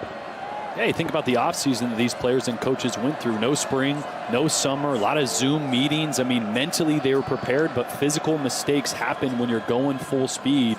You expect to see some of that week one. A.J. Rose sees nothing. It's a loss of 2 on first down. Colby Wooden took him down. Remember, Auburn missing Derek Hall from the buck position, ejected for the targeting call. And that's big, Tom. I mean, we talked to Kevin Steele yesterday. His biggest question mark for this team was who was going to emerge as a pass rushing force off the edge. Derek Hall, TD Moultrie, Big Cat Bryant, Big Cat slowed by an ankle, Hall now out. Onus is on TD Moultrie off the edge now. Terry Wilson fits it in for a gain of 4. Quick hit, Smoke Monday. Tell you what, these Auburn defensive backs are flying around. I mean, this is a strong unit. There were question marks, not a ton of experience, some on the back end, but for the pieces that they lost, Jeremiah Dinson and Daniel Thomas off last year, we thought this may be an area of weakness. To me, this is a strength of this Auburn defense right now.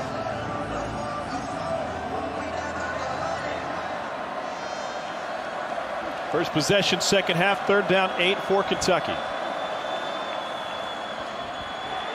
Wilson overthrew his tight end, Justin Rigg. And that'll force 4th down. Jordan Peters with the coverage. Getting off the field, stopping Kentucky. I mean, they controlled the ball for 21 minutes to Auburn's just under 9 minutes in the first half. That's the type of game Kentucky wants. They want to slow this game down, control it on the ground, pick their moments through the air. Auburn has got to get 3 and outs, and now they have to be explosive on offense and get points, move the ball, and control the football. First 3 and out for Kentucky. Duffy. And Christian Tutt won't have a chance for a return, and that's why he was the Ray Guy Award winner last year. It'll roll inside the 25, a 53-yard punt.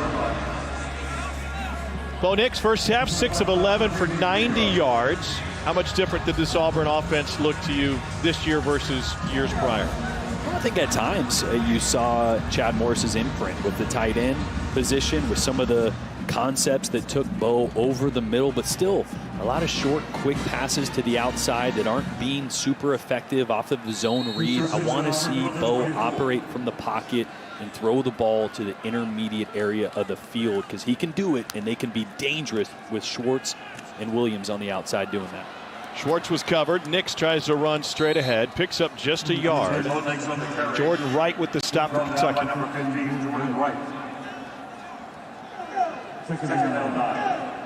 We talked with Auburn offensive coordinator Chad Morris about this Kentucky defense led by coordinator Brad White, and he said they are really simple. They don't try to complicate things.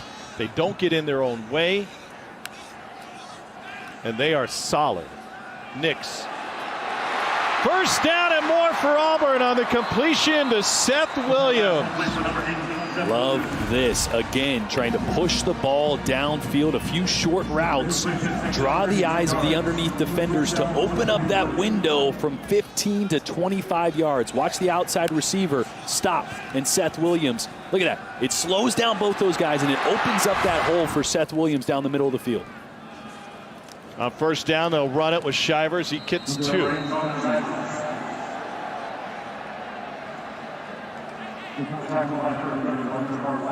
Jordan, I'll tell you one thing Auburn fans have to be excited to see is Bo Nixon just a straight drop back, not necessarily passing off of a play action every time.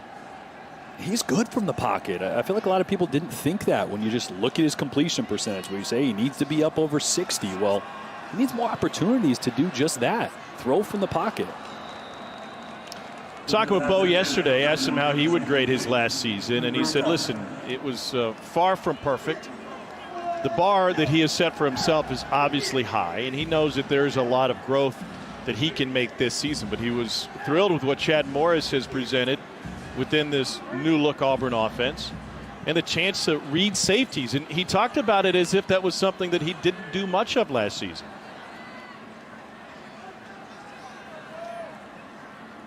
I think as a true freshman, the coach tries to limit where your eyes go. They want you to play fast, so they try to take some off your plate. On 3rd and 8, he's pressured again, and that one will float incomplete. And Auburn's going to go 3 and out.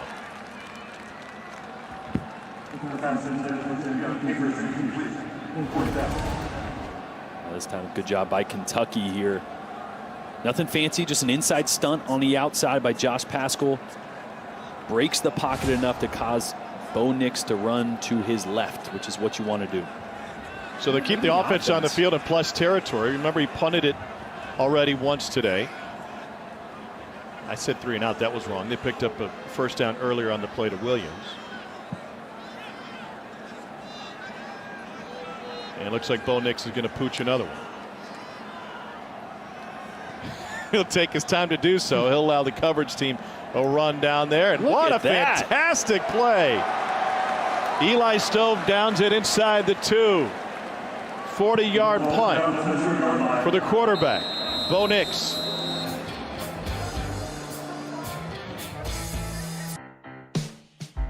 We believe in good we can all afford. From make-believe made for everyone to a t-shirt that means the world.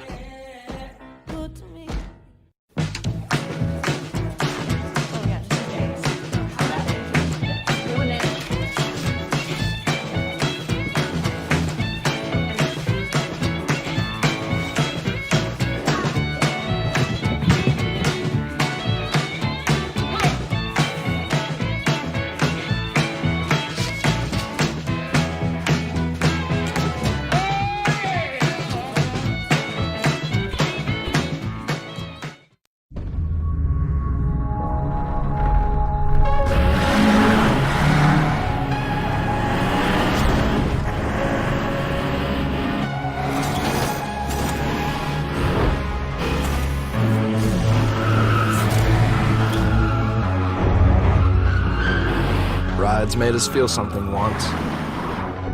They can do it again. Introducing the all-new turbocharged K5.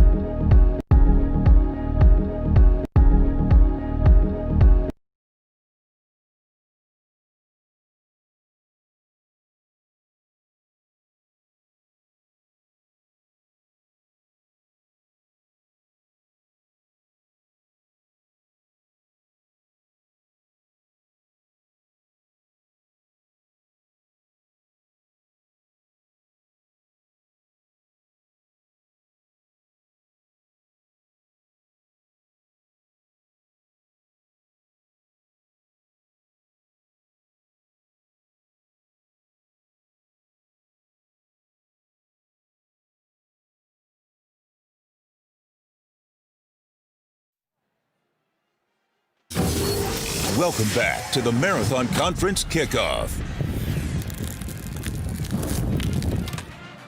SEC football coming your way today. Number 4, Georgia heads to Arkansas, 4 o'clock Eastern. Tennessee and South Carolina in the primetime spot. And on the SEC alternate channel, you'll get Calamon at Texas A&M playing host to Vanderbilt.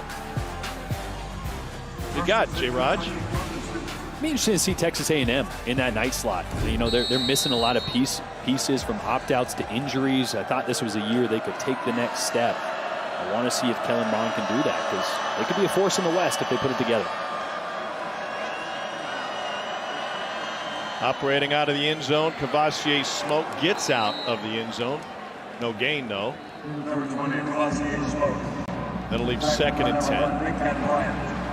Big Cat Bryant in on the tackle. He's been limited due to an ankle injury today.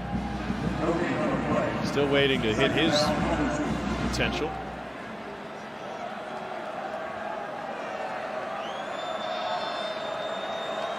Number 1 on the edge for Auburn in the 2-point stance. Again, did he get out? No sign from the officials. All he has to do, it's kind of like getting into the end zone. All you have to do is get the nose of the football over the front of the plane. You don't have to get it all the way across the goal line. Watch 94 right there. Tyrone Truesdale, he's really filling that spot that Derek Brown occupied last year as being a disruptor. Look, he's not going to get anything in the stat column for that, but he forced the running back outside of his lane on that one by blowing it up on the inside. That's the type of production they need out of this defensive front 3. 94 looked really good there. I spoke that incorrectly. You got to get the entire football out of the end zone. And he did. Wilson behind the letters. Lets this one go deep down the hash and complete. And the defense is with the advantage here since they came out of the locker room. Josh Ali, the intended receiver. Well, that's an interesting call there. Not sure if it was designed to take a monster shot there, but you're going to have to punt out of the shadow of your own goalpost right now. I would have thought maybe get a run, a draw, a quick pass play to hope to get 3 or 4 and give yourself some breathing room. At the least, Max Duffy is going to have to get this one off quick. Didn't have a single 3-and-out in the first half. Consecutive 3-and-outs here. Javarius Johnson waits to return. Duffy best in the country last year. He stays straight on with this one.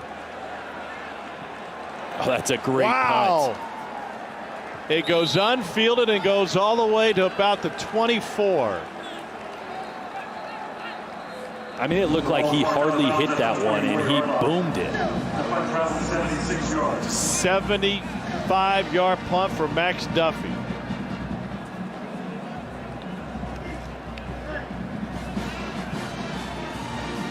That's a weapon. I tell you what, Bo Nix had a couple good punts today, but that's not what Auburn needs out of him most. It's attacking down the field and creating explosive plays. You saw it a few times, but this offense has stalled a little bit as of late. I love the opportunity that Chad is giving Bo Nix to operate from the pocket and attack the middle of the field. Just need to see a little bit more of it. Find Anthony Schwartz. Nix off his back foot, lobs it and hauls it in to Seth Williams. Gain of 25. I tell you what, I was holding my breath anytime you see a quarterback fading away, pumping it, and then throwing it up with a lot of air. You never know, but it's a great job by Seth Williams. Kentucky was offsides. That'll be declined. And Seth Williams has his second big catch of this quarter. The completion picked up 25 yards. And that's just a great relationship they have, because that's not where Seth Williams was supposed to end up on that route. He was running towards the middle of the field, but he sees his quarterback start to escape, and he mirrors him. The best receiver-quarterback duos have that type of relationship. When the play breaks down, that's when an offense can be truly dangerous on those second reaction plays. Williams with 97 yards receiving. Here's Tank Bigsby. Past midfield, gain of 2. Number 4, Tank Bigsby. Cheers around right now.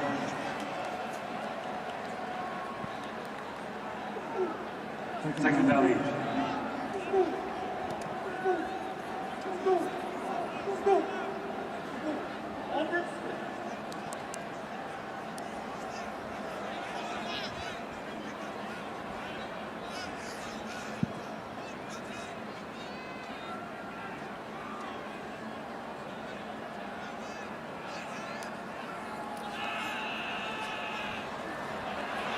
Nix touched from behind, and the out route is complete. The pickup in Auburn first down to Eli Stove. I tell you what, that's so tough to do. I mean, that is a true test of the arm talent you have as a quarterback. He had a defender wrapped around his legs, couldn't get his lower body into it, but was still able to get the velocity on that football to complete that pass. Bo Nix has a ton of talent.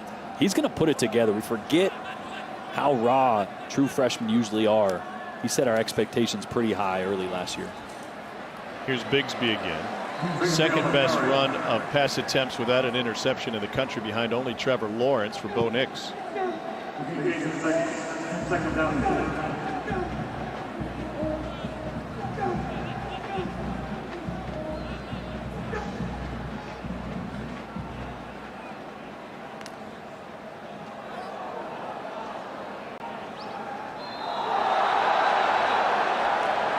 There's a flag. Extracurriculars.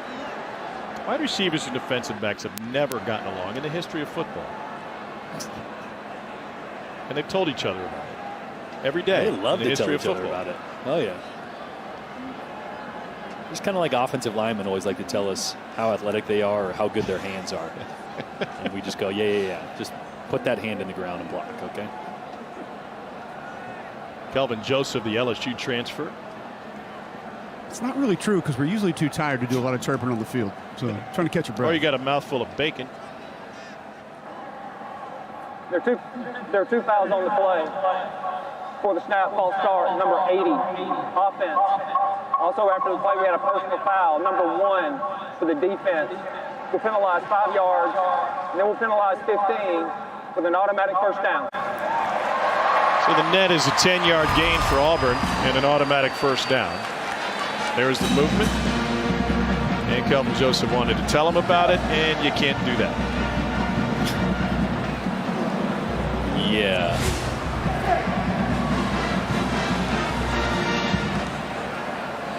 I haven't talked a ton about Kelvin Joseph yet. The LSU transfer sat out last year. Extremely talented on the outside, and he's been itching to get some action, but I'll leave him between the whistles. First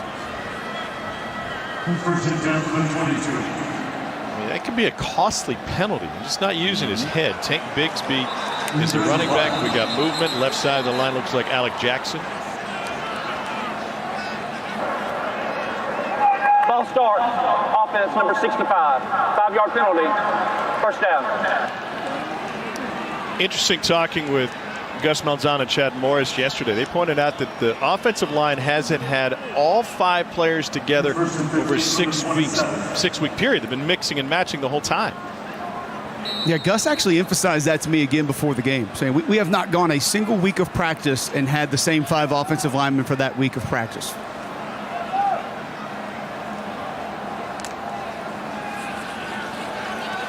Nix pressured, steps up from the pressure, got a blocker in front, and that'll get him a couple more yards. Nick Brahms was leaking downfield. It's a gain of 13.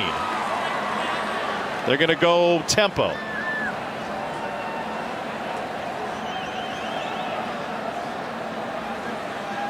That's that lack of experience Cole was talking about. 1 returning starter. Now you're in the 3rd quarter. Fatigue is setting in. That's when experience lends itself to success, because without it, your mind gets a little foggy, mental mistakes happen, you get sloppy with your technique, especially in week 1. Conditioning's not quite there. Experience plays a big part. Left side run. Bigsby with the first down. Bill Hoskins the tackle. Bigsby's going to be an interesting guy to see how much he gets in the mix in this Auburn running back really trio with Shivers and DJ Williams. You know, speaking to Chad Morris, this is a guy that is 100% full speed all the time. It's like we got to get him to slow down every now and then, be patient in the run game. But I tell you what, when he hits it, if there's a hole, he's gone. Nix. Fade, end zone Williams, jump ball, and he was out of bounds, incomplete. Joseph with the coverage, they're still talking. It's just a 50-50 ball. I used to love these calls. Get your best guy in one-on-one coverage and give him a chance, but great job by Kelvin Joseph of walling with your hip and your back the wide receiver towards the sideline. Use that sideline as another defender and get him out of the space. Great job.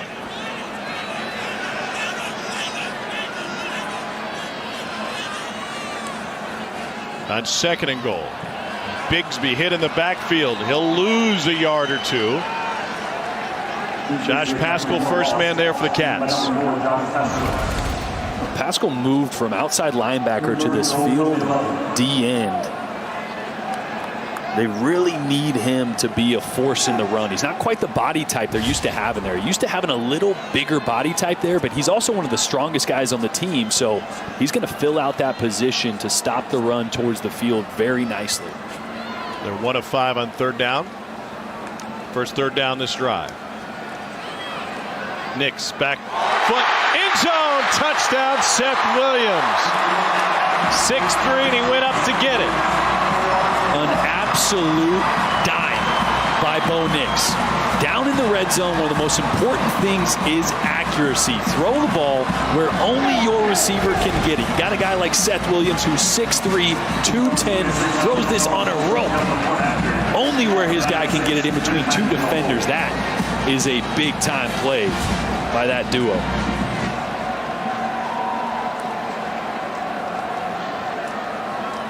Carlson's point after. This time they kick it, and Auburn has an 8-point advantage. 5:42 to go in the 3rd.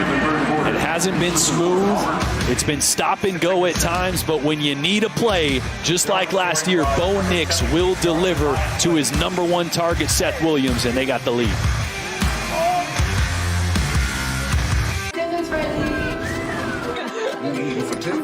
We've learned to savor the moments that were always there. And they never tasted this good.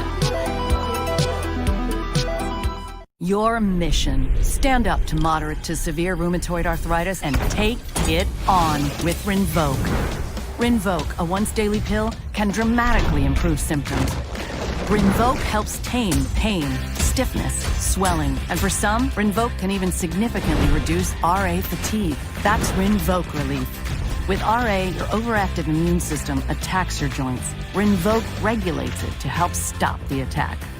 Rinvoq can lower your ability to fight infections, including tuberculosis. Serious infections and blood clots, sometimes fatal, have occurred, as have certain cancers, including lymphoma, and tears in the stomach or intestines, and changes in lab results. Your doctor should monitor your blood work. Tell your doctor about any infections, and if you are or may become pregnant while taking Rinvoq. Take on RA. Talk to your rheumatologist about Rinvoq relief. Rinvoq. Make it your mission. If you can't afford your medicine, AbbVie may be able to help. Casper's sale is here. Save 10% on a mattress for a limited time. With new one-of-a-kind AirScape technology, air moves through so heat stays out, and you can stay asleep. There you go. Save 10% on a Casper mattress with new AirScape technology. If you don't sleep cooler, we'll pick it up and refund you everything. That's the Casper 100-night trial. Try it today at Casper.com.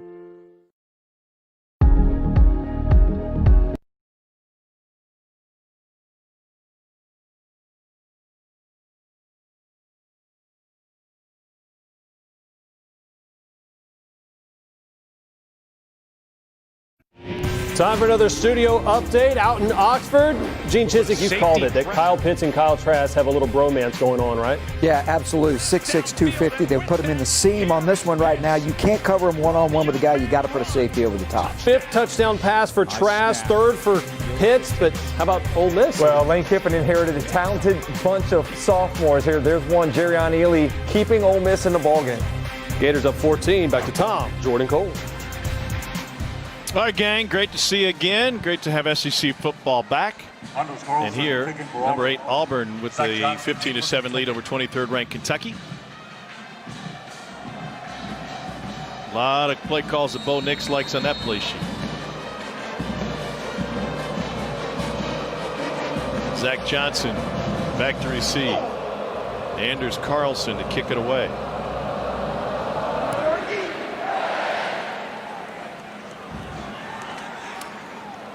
Johnson from about the 4. And taken down on the hit from Papo. Let's take a look at the smoothest play brought to you by Velveeta. You want to see some smooth confidence? Watch this play by Bo Nix. Look when he releases this football. Tyrell Agin, the defender, number 23, is standing looking right at him. I mean, this ball goes right over his head. The trust that Bo Nix has to throw this ball what must be almost 10 feet in the air, right where Seth Williams can get it with a defender staring him down. That's a big-time throw. I think Bruce Pearl just sent a text to Gus Malzahn and said, hey, is 18 busy in the winter?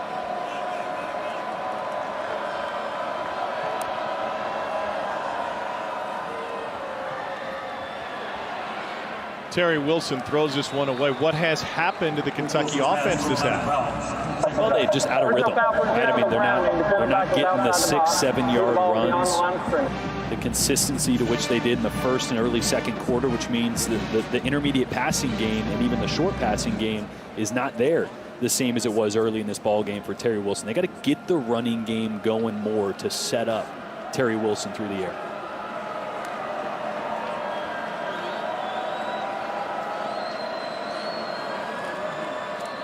They have not gotten it done on first down. Wilson trying to get the yardage back on second, and he may have slid a yard too early. The last 3 first downs for Kentucky, -2, 0, and 0 yards. 3rd and 1 now. I think you go back to that zone read. Oh, here we go. Just 4 by 1. Excuse me, 4 receivers to one side. See how Auburn adjusts. They're going to run left here. Rodriguez does that, needs just 1 yard. He's got it. What gave you that idea? Well, it's just what Eddie Gran wants to do. He wants to put 4 receivers out, and he wants to see how the defense responds. The defense walked the linebacker out, which means only 5 were in the box, and the left side gets vacated, right? I mean, you don't worry about that corner at 7 yards deep. You only need 2 or 3. So if you can vacate those linebackers from the box, great. If not, then you throw a quick throw to the right, and you got numbers 4 on 3. Same formation, this time Wilson to throw. Looking right and looking deep, and caught, but was he inbounds or not? They'll confer. Incomplete. They say Ali was out of bounds. We see that replay because he drug his foot. There's that left one foot down. Oh, nope. At first live, it looked like he was dragging the right foot earlier than he was, but that comes off the ground. So it's a great call by those officials there down the line.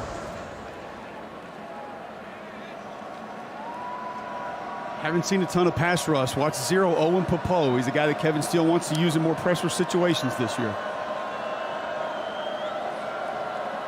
Popo will drop in coverage this time.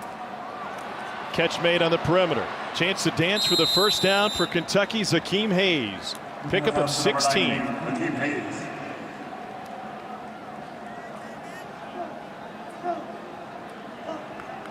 The gain is 16. First down from the 45. Big pickup for Kentucky with 4:04 to go in the 3rd quarter as they try to find some rhythm for their offense.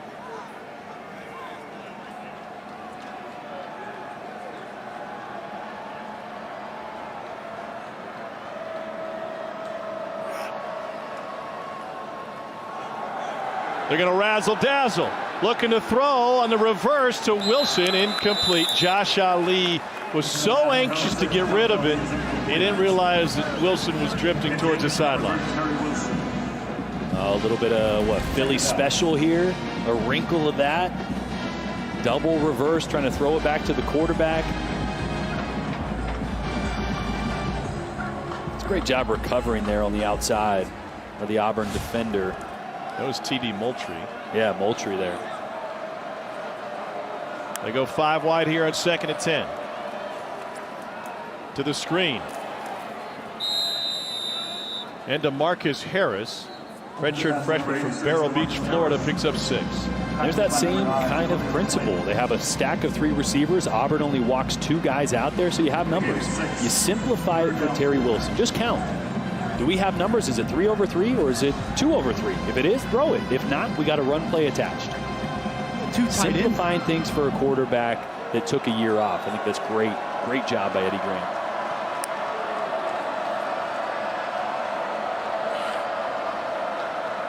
Everybody will look over. 3rd down 4.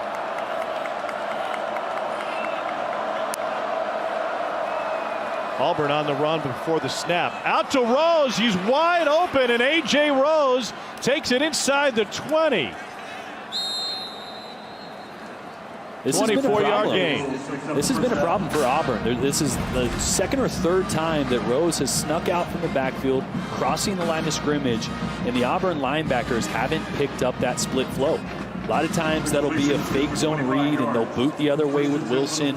But right now, Eddie Gran likes getting his running backs on the edge, and I don't think he is very confident that Auburn's linebackers can cover that right now.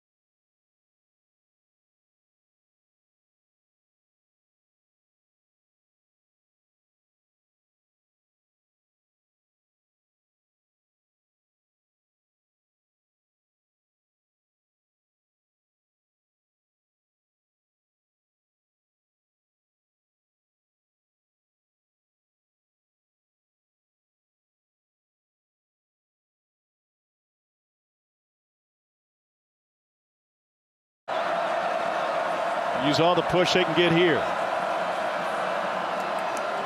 Auburn showing pressure. I think they're going to drop out of this and play a soft zone as Kentucky adjusts. They bring the backers. It is caught. Touchdown, Kentucky. 8-yard strike to Akeem Hayes. They're going to go for 2.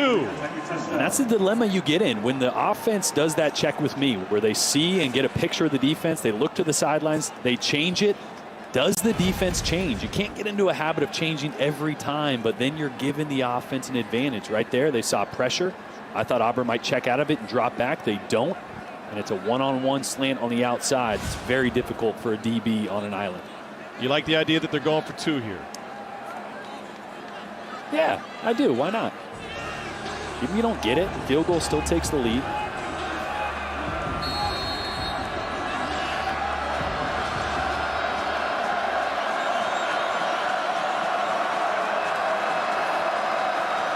Wilson rolls. And he threw it away. No reason to throw it away on a 2-point conversion. Mark Stoops' team fails to convert the point after they trail by 2 with a minute to go in the third.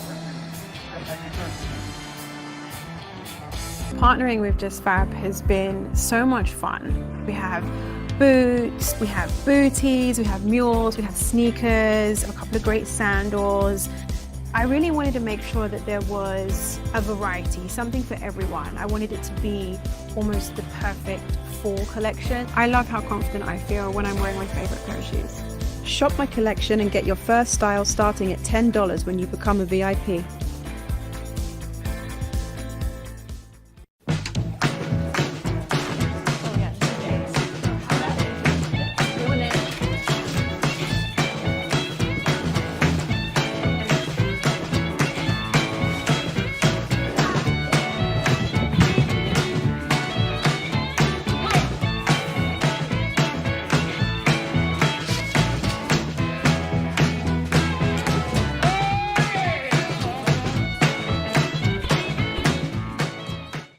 Adventure is calling.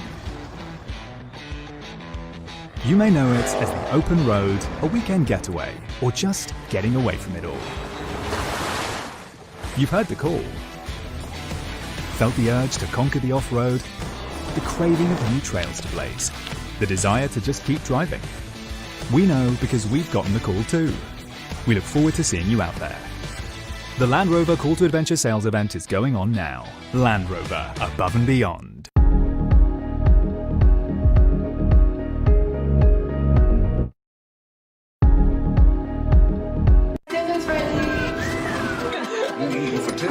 We've learned to savor the moments that were always there. And they never tasted this good.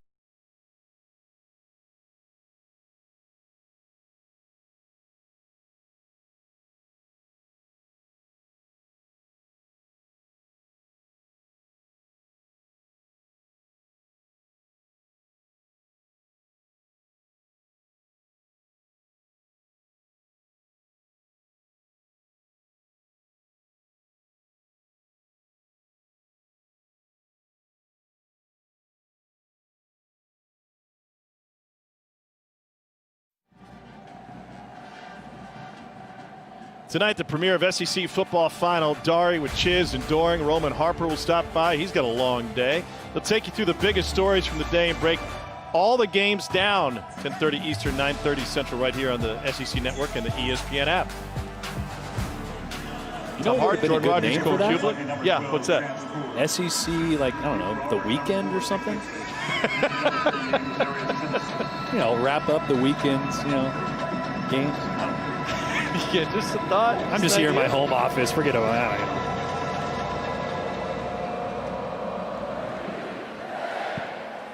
Tank Bigsby will not return. We have a break in the action. Let's throw it to Laura Rutledge and our friends at Academy Sports and Outdoors.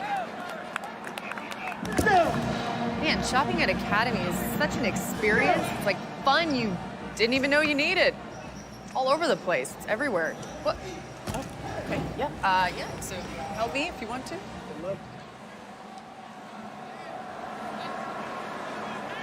Minute to go in the third. Bo Nix 10 of 18 for 170 yards.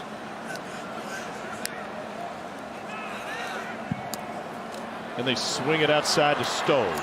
Stove stays on his feet for a first down inside, past the 40, I should say, gain of 17.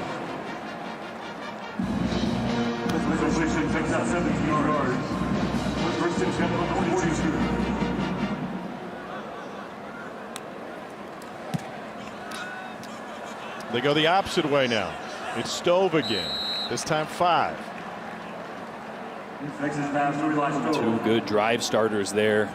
If you're Kentucky, watch out for that pump and go now. It's a couple times. I don't expect they'll come to it right now, but in a couple plays, they're going to pump one of those screens and try to hit a big play downfield.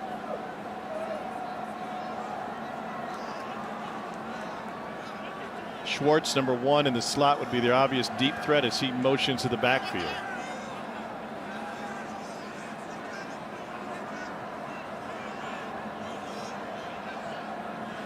Game clock at 1, and they don't get the play off. That'll take us to the 4th. Closer than the experts expected. Number 8, Auburn, 15. Number 23, Kentucky, 13. The difference in this one, a couple of calls in the second quarter and a missed 2-point conversion for Kentucky. To the 4th we go on the opening weekend of SEC play.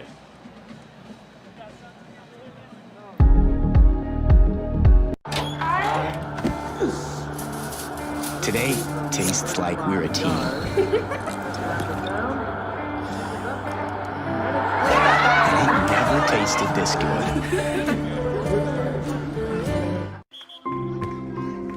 I thought I was managing my moderate to severe ulcerative colitis, but I realized something was missing. Me. The thought of my symptoms returning was keeping me from being there for the people and things I love most. So I talked to my doctor and learned Humira can help get and keep UC under control when other medications haven't worked well enough. And it helps people achieve control that lasts, so you could experience few or no symptoms. Humira can lower your ability to fight infections, including tuberculosis. Serious, sometimes fatal infections and cancers, including lymphoma, have happened, as have blood, liver, and nervous system problems, serious allergic reactions, and new or worsening heart failure. Before treatment, get tested for TB. Tell your doctor if you've been to areas where certain fungal infections are common, and if you've had TB, hepatitis B, are prone to infections, or have flu-like symptoms or sores. Don't start Humira if you have an infection. Be there for you and them. Ask your gastroenterologist about Humira. With Humira, control is possible.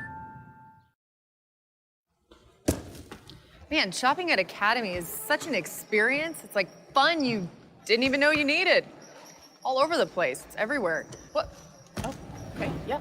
Yeah. So help me if you want to. I'd love to. The WNBA playoffs continue tomorrow on ESPN and ABC.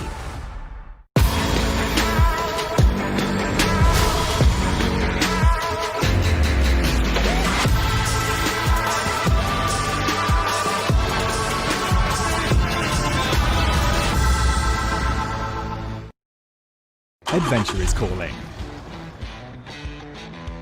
You may know it as the open road, a weekend getaway, or just getting away from it all.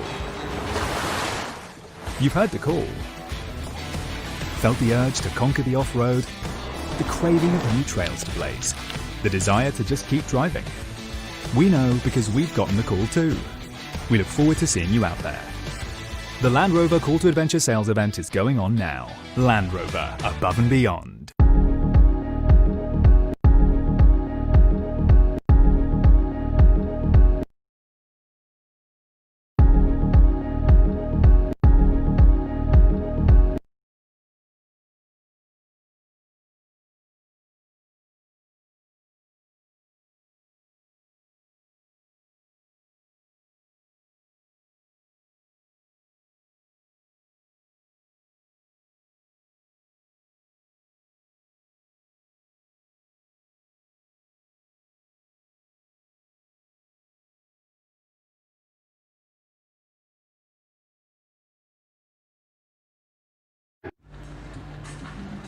SEC football is presented by Allstate as part of Marathon Conference Kickoff. And as we break this thing down by quarters, look at the number 8 in the first quarter. Auburn, after their first touchdown, did this.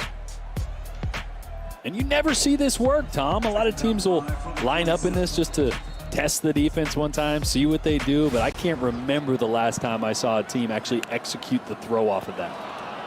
Ball got on the ground on the snap, and Kentucky comes up with a huge play from Josh Paschal. It's a loss of 9. So that 2-point conversion could be the difference coming into it, but Kentucky's defense with a monster play to start the fourth. And again, fourth quarter, week 1. You had a weird offseason, not much working out in the spring and the summer, at least not what you're traditionally used to. And a lot of the fall camp was spent mentally getting these teams ready. I think conditioning is going to be a big factor in the fourth quarter here. And when your conditioning isn't where it's supposed to be, mental mistakes happen. 4-man rush for Kentucky. Nix incomplete. And Auburn's going to punt it away.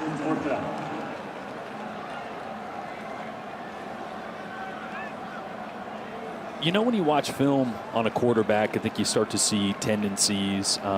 Something I think Chad's going to sit down with Bo Nix after this week and talk about is just his tendency to always escape right out of the pocket. And sometimes a little early. Look, I'm never going to fault a quarterback because you don't want to tell a quarterback he's seeing it wrong or he's escaping too early. You want him to play instinctively, but Bo Nix always escapes to that right side.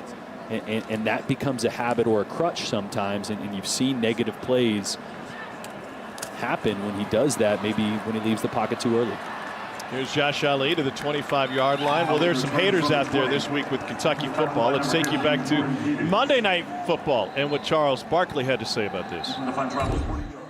Hey, Charles, you got SEC football this weekend. Your Auburn Tigers got a tough match with Kentucky this week. Listen, things are never that bad. We're going to kill Kentucky. I'm worried about Georgia the next week. Come on, man. This is not basketball. We're not going to worry about Kentucky and football. Stop it, Herbie. Okay, man. All right. Okay. I hope Stoops is watching this interview and getting the troops fired up for that game. Exactly. It's almost a common theme among the Auburn faithful in this rarely played series. They maybe weren't aware of what Kentucky can do. Wilson chased from the pocket, and his stiff arm gets him back to the line of scrimmage. And I tell you what, Tom, that's a terrible, terrible take right now. You're looking at his scoreboard, it's a 2-point game. You completely overlook Kentucky. That's terrible, man. That is a terrible Barkley impersonation. Cole, I mean, it's awful. Cole, why don't the Auburn faithful see the dangers in this Kentucky program? Probably the same reason that many Kentucky basketball fans wouldn't have seen the danger in a Bruce Pearl coach basketball team the last few years. It's just a logo thing. It's a tradition. It's a history thing. And a lot of times you don't pay close attention to what another team's capable of. We take a lot of calls, a lot of Twitter responses on 3-man front on jocks in Birmingham every day. And the constant theme the entire last 2 weeks was that most people that were Auburn fans just did not believe Kentucky could come win this game. Overall athletic ability, overall talent, overall recruiting, no matter what had to be replaced, Kentucky just wasn't going to be able to beat Auburn. Well, if history was the indicator, they would be right. In this series, Kentucky is 1-14-1 against a ranked Auburn team. The only victory coming in 1964, and that was in Lexington. 3rd and 5, big one for the Cats. Keep an eye on number 6 there, Josh Ali in the slot. He's the go-to guy. I wouldn't be surprised if Eddie draws up something to get him the ball. Play clock winding down. Whistles before it happened. Did Kentucky get a timeout? Before the snap, timeout Kentucky. They're first at the half. Oddly enough, they didn't need it. The play was rolling before the clock hit 0, but this is a big one. 3rd and 5.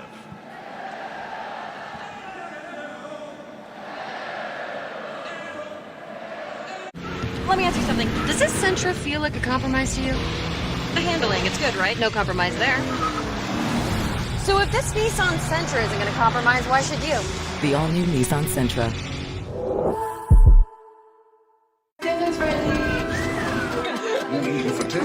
We've learned to savor the moments that were always there. And they never tasted this good. Casper's sale is here. Save 10% on a mattress for a limited time. With new one-of-a-kind AirScape technology, air moves through so heat stays out, and you can stay asleep. There you go. Save 10% on a Casper mattress with new AirScape technology. If you don't sleep cooler, we'll pick it up and refund you everything. That's the Casper 100-night trial. Try it today at Casper.com.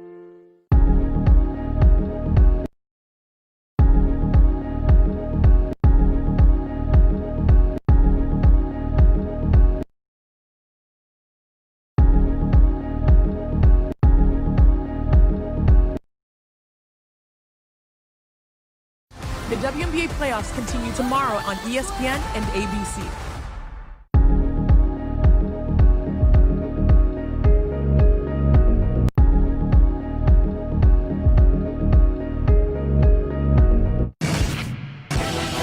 I'm gonna lift you higher.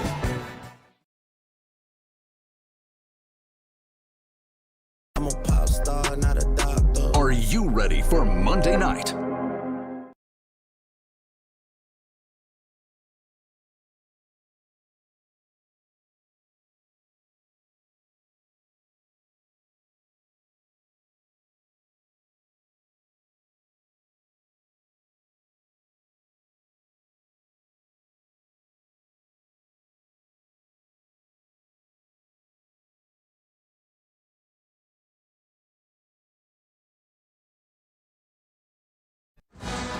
Third down 5, Jordan, what do you like? Well, I like a quick pass, finding a guy like Josh Ali, but if you're Terry Wilson, and I hope Eddie Grant told him, be careful with the football. Do not take a sack. Throw it away if you need to. We're in field goal range, and that would put us up. So be smart with the football. I go zone read right at Big Cat Bryant, maybe even leave a pop option here, a pop option open to the wide side of the field. That's safe, and they've been running that well. Number 1 on the bottom of the formation for Auburn's D-line. Yeah, they should go zone right. Wilson's going to take it himself. Needs 5, lost the football! Scooped up by Auburn, and the Tigers with the takeaway. It's Sherwood from his safety spot. That was the weakness in the defense. I said zone right, they go quarterback, run right. That was the area they needed to, but man, one thing, when you haven't played in over a year, ball security is not at the forefront of your mind. This can't happen. I mean, the ball just gets loose. I couldn't tell if it got hit out or if it just slipped out of Terry Wilson's hands, but either way, that is a monumental mistake in field goal range, even if he doesn't pick up that first down to take the lead. Eddie Grant looking after Terry Wilson with head coach Mark Stoops. What a play by Sherwood. Taking advantage. DJ Williams in at tailback. It's his carry around the end, and he takes it all the way down to the 15. Pickup of 8.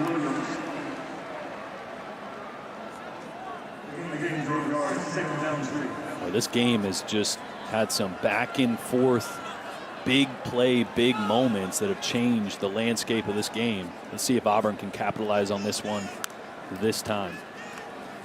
Nick swings it to the outside, and Anthony Schwartz, the sprinter, has the sideline and gets taken down at the 5 by Brandon Eccles. 10-yard gain. This is why you just got to feed this guy as much as possible, Anthony Schwartz. I mean, it's an extension of the run game. It's a quick throw, but he puts 1 foot in the ground, and he is faster than almost everybody in the entire country. He's going to beat you around the corner. Well, moving forward, if I'm Bo Nix, I'm getting Anthony Schwartz the football as much as possible. Only the 3rd catch of the day for Schwartz. DJ Williams, a tailback. Shivers was getting his ankle taped after that previous fumble. And a trip over the yard line. DJ Williams has no gain. That'll leave 3rd and goal. Pardon me, 2nd and goal after this.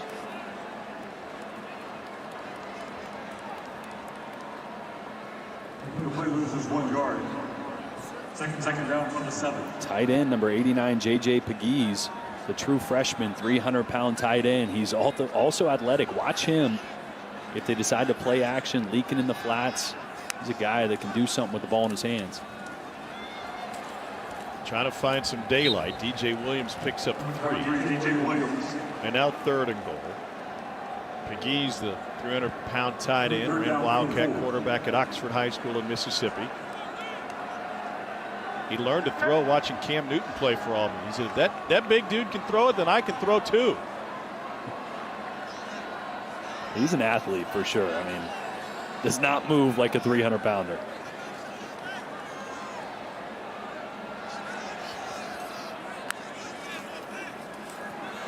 Fade.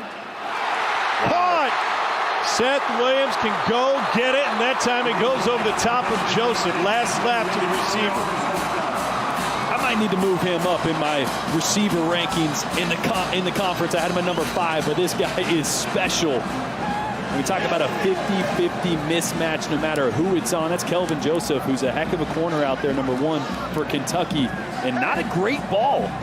Seth Williams has to reach over the top of the defender, but still snatches it away. That's a special player out there. Auburn needs just 2 minutes and 13 seconds. They only had to cover 23 yards.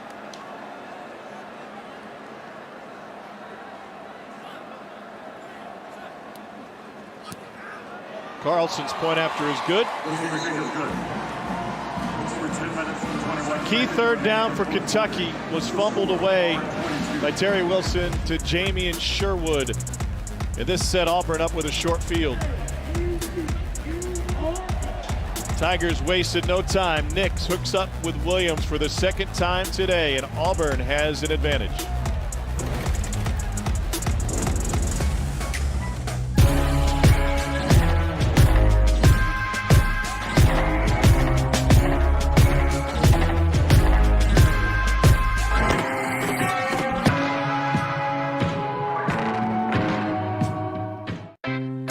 Casper's sale is here.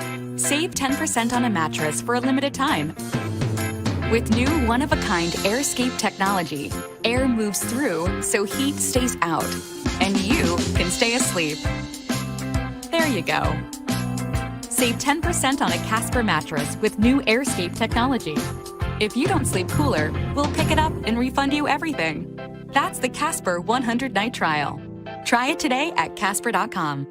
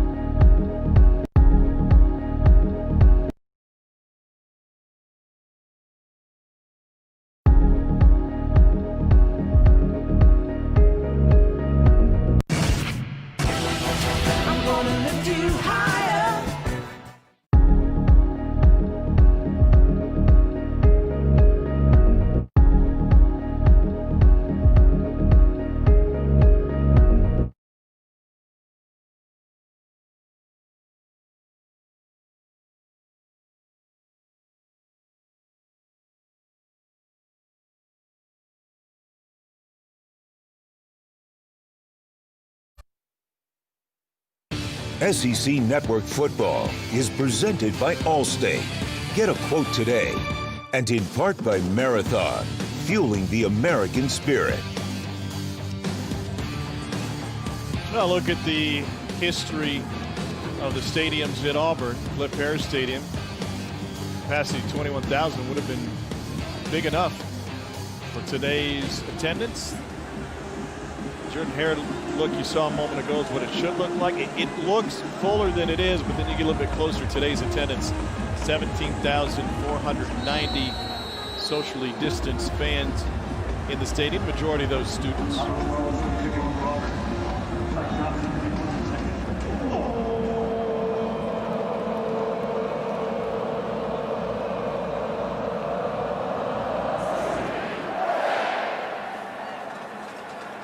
No return for Kentucky.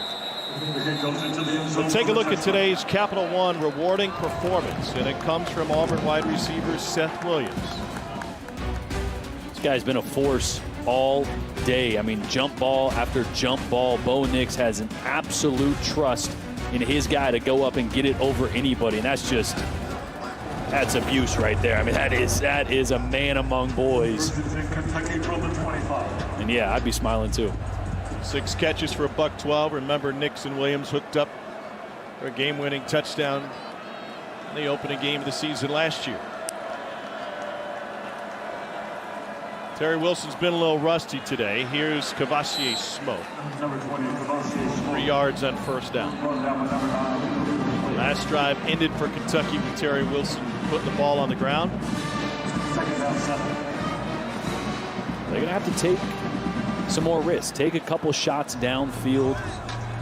Down 2 scores now. This is not where Kentucky is comfortable as an offense. They like to be in control, set the pace, start on the ground. Going to have to lean much more on Terry Wilson's arm.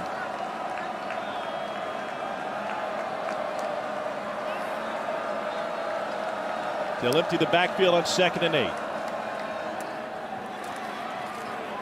Out to Josh Ali. It's just 2. Colby Wood the stop, redshirt freshman out of Lawrenceville, Georgia. You know, Tom, last time they were in this position, I said they were in field goal range. Well, you know, watching on a computer monitor here in my home office, I was slightly off. You know, you're so used to 40 yards. You're so used to sitting in the stadium looking out on the field, and, you know, I just get caught up looking at this computer monitor. So 3rd and 5, not in field goal range. Got a lot of work to do. On 3rd and 5 with the slant batted away. Great coverage in the back end by Roger McCreary, who had the pick 6 waved off due to the targeting late in the 2nd quarter. They're trying to find Allen Daly Jr. Again, great defense. I mean, I've been impressed with what I thought might be a question mark. Not in talent, but more so in experience. The corners in the secondary for Auburn, but they have played a near flawless game, especially in man tight coverage.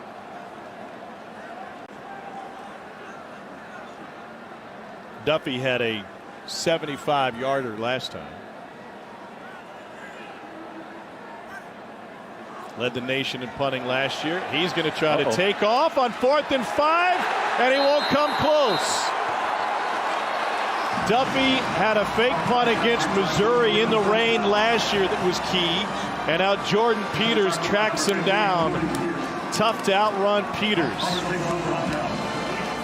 And you don't know if this was necessarily called, but sometimes this is an automatic check, but this has got to get going downhill quicker. I know that's the direction Max Duffy usually goes before he kicks, but Auburn brought the rush that time. Boy, I mean, that's a gamble. But with 9 minutes left, I think you punt that away and you try to trust your defense there. Now Auburn set up to take a commanding lead in this game.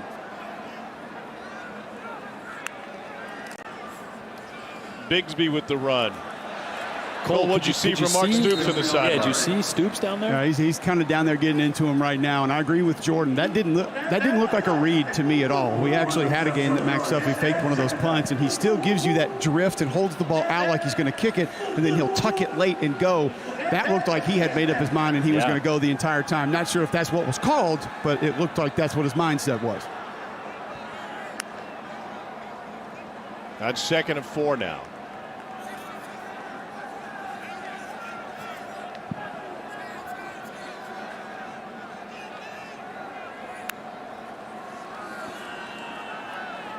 Nix stands tall down the sideline again. This time it's Eli Stove, and another touchdown for Bo Nix. And Stove pulled a bow in the kingdom and just kept running right into the tunnel.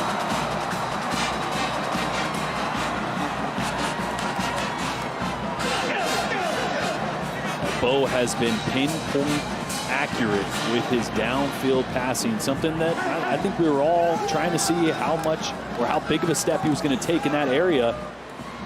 Boy, he's been sharp.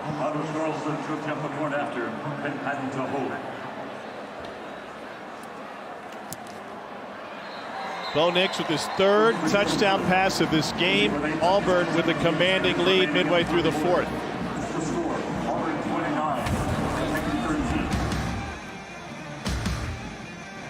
Bo Nix in the air for the third time today.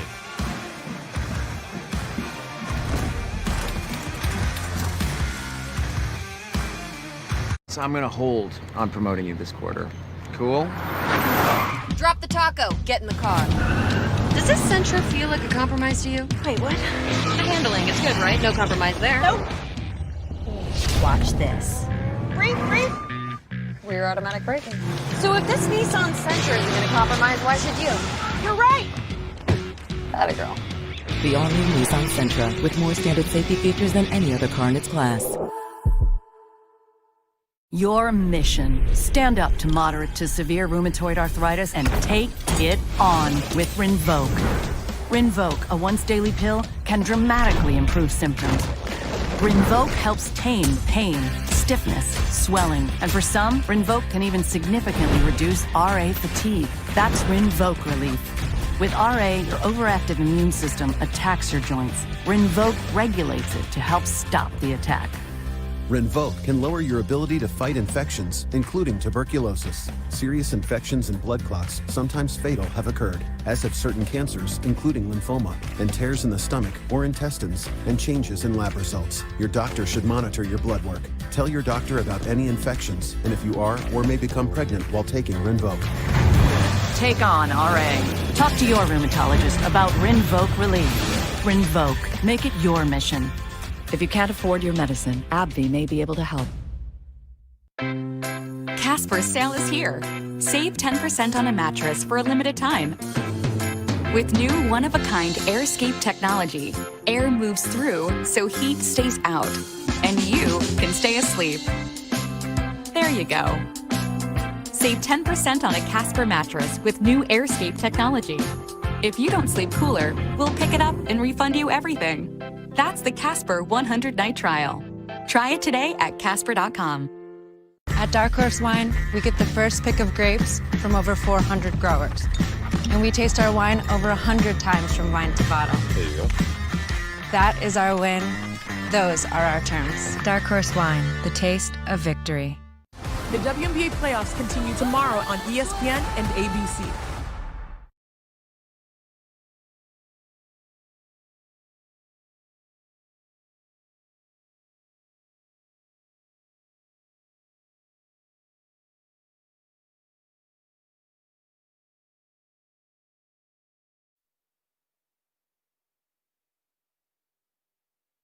Well, we got some for you in Oxford. Matt Corral to Kenny Yeboah. Corral's third touchdown of the day cuts the lead to 44-29. Still 11 minutes left in the fourth quarter, and we're about an hour away from kickoff. Will it be DeJuan Mathis, the redshirt freshman, getting the start for Kirby Smarts?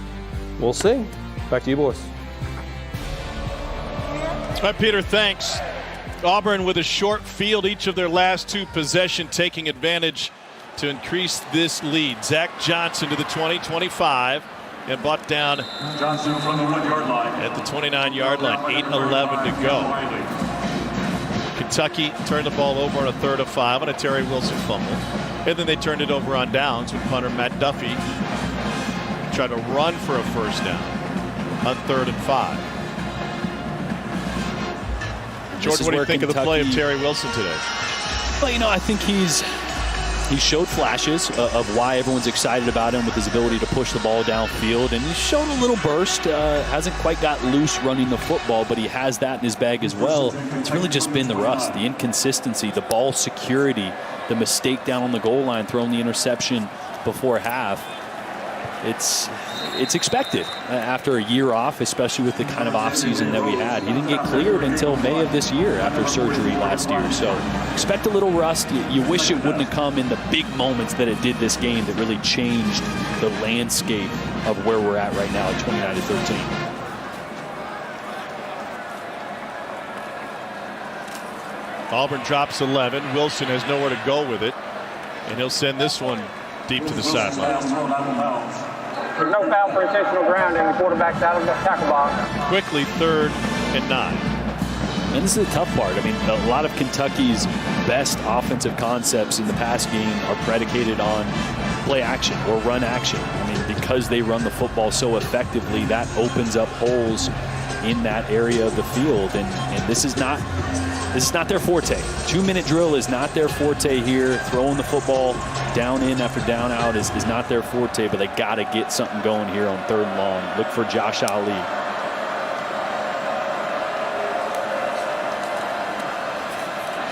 Wilson, pocket collapses, and they take him down.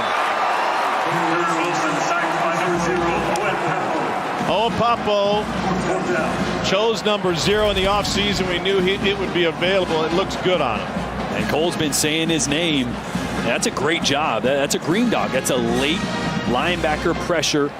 When the running back stays in to block, the linebacker responsible for him adds to the pass rush. And if something takes too long downfield, as it did with Terry Wilson trying to find Josh Ali, that's when that green dog hits home. 6 Kentucky possessions in the second half. They failed to get a first down on 5 of the 6. On 4th and 15, Duffy kicks this one away. And we'll see where they mark it, running up the sideline to the 40. Well, it is a new look Auburn offense. Same quarterback back, but Gus Malzahn had a chance to hire one of his buddies in the offseason, Chad Morris, who was let go as the Arkansas head coach after last season. Chad said, the first time I visited with Gus as a high school coach, I knew I needed to get better. The superintendent had basically threatened my job if we didn't make it to the postseason. Went to see what his team was doing at Shiloh High School, learned the offense, came back, put our spin on it, and now, again, at a low point in my career, I got Gus to lean on. The ball is incomplete. Trying to find Anthony Schwartz. And so the question has always been, when Gus Malzahn is working with the new offensive coordinator, well, whose offense is it going to be and what's it going to look like? I don't think there's any question that this looks like Chad Morris's offense. Yeah, I think so. And the problem in the past has been trust. And anytime you're an offensive guru, someone that is a trailblazer in this industry, in this sport, as Gus Malzahn was, you always think, and you always should think, that you can do it the best, right? And so, yeah, you hand it over, but you have a lot of influence over the game plan, and that's tough. The relationship between an offensive head coach and his offensive coordinator is tough because the coordinator needs to have autonomy, because he's got to say, I'm going to do this, and he's got to think like chess, 3 or 4 moves down the road. Tough to do when your head coach is coming in and saying, let's do this or that or not that. So this is all about trust, and the trust that Gus Malzahn has in Chad Morris. They come from the same tree, and there is unequivocally a great amount of trust. So I've seen Chad Morris's imprint all over this offense today. 25 pass attempts for Bo Nix, make it 26 now, and balanced with 26 runs. I can go back to Chad Morris's history as a play caller at Arkansas and SMU, and Gus Malzahn's offense since 2013. Obviously run heavy for Gus, and it skews not quite that much for Chad Morris. Balance is the key in this league. You want to be as balanced as possible. You don't want to get into a situation where you're not able to run the football effectively and you become predictable through the air. That's something that Chad does well, and by design, using the tight end more and checking the sideline after aligning in your initial formation allows you to get into the best play and allows you to be more balanced. Run when it's best and pass when you have the numbers to throw it. Fantastic punt down inside the 10. And they're going to say it was at the 7. You can't kick it forward. It's against the rules. 45-yard punt, under 5 to go in this one. So I'm going to hold on promoting you this quarter. Cool? Drop the taco. Get in the car. Does this Sentra feel like a compromise to you? Wait, what? The handling, it's good, right? No compromise there. Nope. Watch this. Brief. Rear automatic braking. So if this Nissan Sentra isn't going to compromise, why should you? You're right. Atta girl. The all-new Nissan Sentra, with more standard safety features than any other car in its class. for sale is here. Save 10% on a mattress for a limited time. With new one-of-a-kind AirScape technology, air moves through so heat stays out, and you can stay asleep. There you go. Save 10% on a Casper mattress with new AirScape technology. If you don't sleep cooler, we'll pick it up and refund you everything. That's the Casper 100-night trial. Try it today at Casper.com. At JustFab, they know shoes won't change the world, but that the women who wear them definitely will. That's what my collection is all about. Styles to walk with purpose. Ankle boots, sneakers, mules, and so much more to walk tall and to walk with confidence. Because that's what it all comes down to. Looking and feeling your best with JustFab. We all deserve to walk tall. Shop my collection and get your first style starting at $10 when you become a VIP.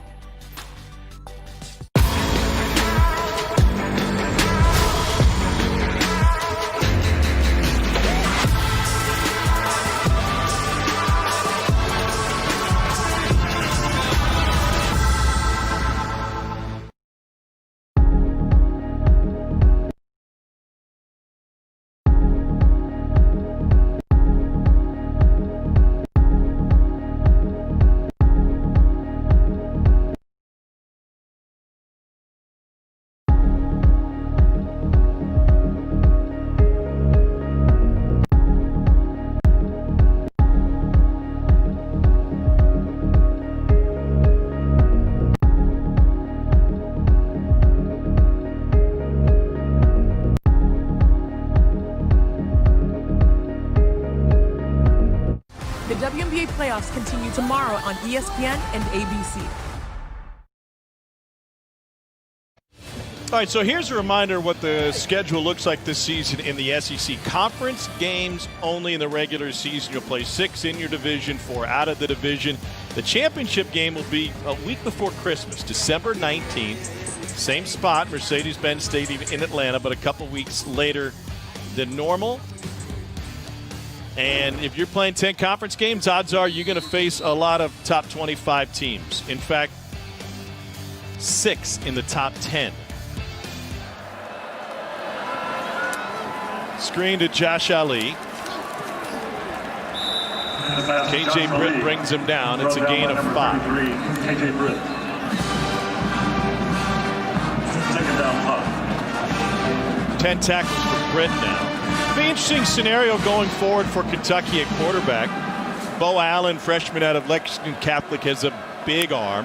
Sawyer Smith started a couple of games for Kentucky last year. And they have an Auburn flavor in the quarterback room. Joey Gatewood.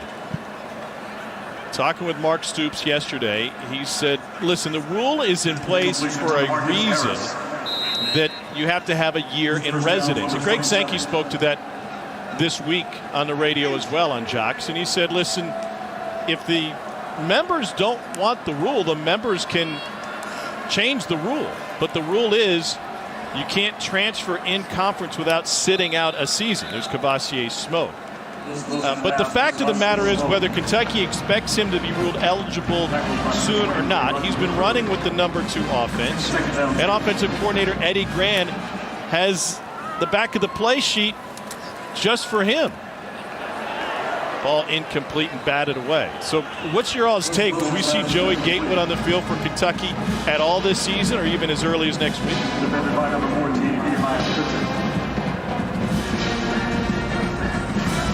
I don't. Go ahead, Cole. Sorry. If you're asking me at all this season, I would say yes. Just because of how weird and how different and how odd everything is this year. Everybody's getting this year back anyway.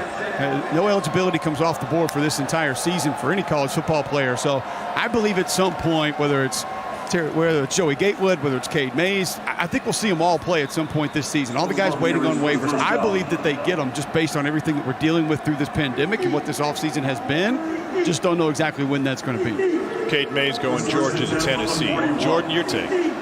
I'm a big fan of being able to transfer and immediately play one time, no matter what. I think in this day and age with the uncertainty of coaches getting paid what they do and they're able to recruit players but then leave the next year for a bigger, better job, I think players should have the opportunity to transfer and not have to sit out once and not be penalized. Well, and if that's the case, then it's pretty simple. The coaches are going to have to tell their ADs and tell the league office, we don't care about guys transferring within the conference and being eligible. And you can see why that would open up a whole can of worms. Scenario came up with Alabama a couple of years ago, and Nick Saban spoke bluntly about it. He said, listen, either we have the rule or we don't, but if you have a rule, it should be enforced. It makes the coach or the program that the player is transferring from look like the bad guy. This is why there's so much promise for Gatewood when he does see the field for Kentucky. Played in 8 games with Auburn last year and left the team before the season was concluded. Cole Allen, the big arm freshman, is listed as the number 2 quarterback this week. First down on the pass interference, 3:19 to play.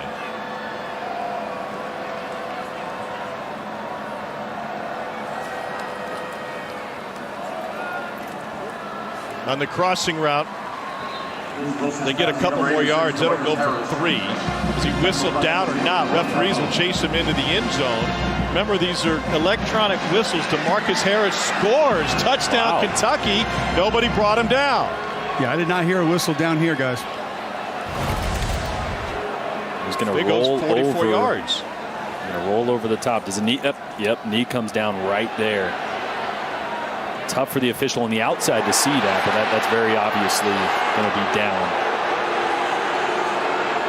He was down twice. Down twice. Really? Yeah, hey, can't fault him for trying, though, you know.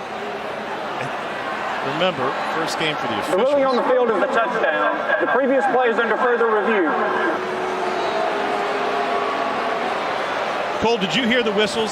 I did not hear anything down here at field level. And keep in mind, they now have the option to use the electronic whistles or the old school. I guess now they're old school since we have new school electric whistles, which I don't think before this football season anybody knew were a real thing. And I talked to a couple of the guys before the game. I said, you going electronic? You going old school, traditional? And most of them told me that they were going to use their traditional handheld whistles, that they weren't going to go with the electronic. So they had the option to, and it was up to each individual official, but most guys were going to go with the old school traditional whistle that we all grew up with. And the big issue, if SEC fans haven't been watching for the first couple of weeks, and I think most of you have been, so you're probably aware of this, the issue that we've seen in college football with the electronic whistles is sometimes they're not heard. To review, the ball carrier was down at the 41. It'll be second down, Kentucky. The game clock will start on the ready for play. Because whistles aren't heard, the electronic variety, it's become a player safety issue through the first couple of weeks.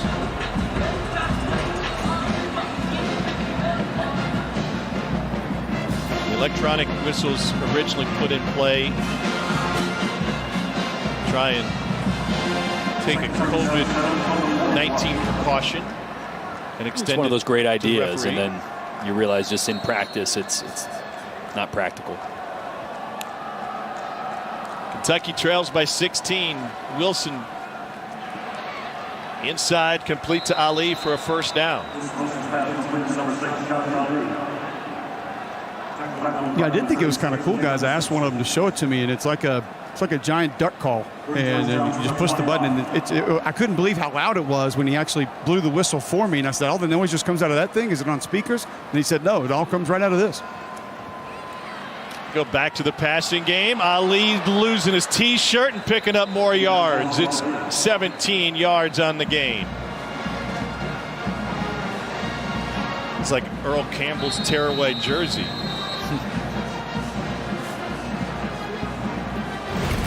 Like a Stretch Armstrong leg back in the day. Just keeps going. I think Eddie Grant in Kentucky might watch this film and realize they could incorporate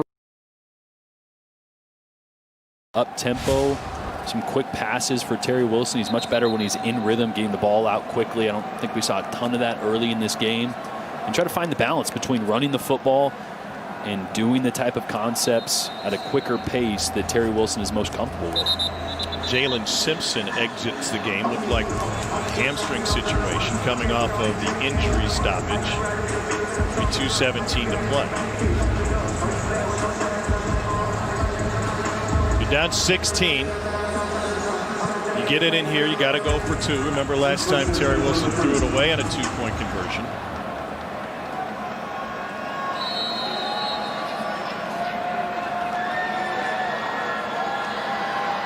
Auburn shows pressure up the middle.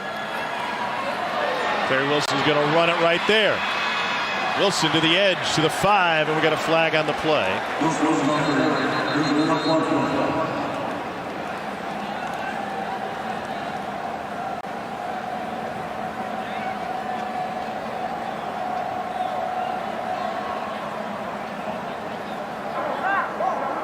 Blocking the back, offense number 89.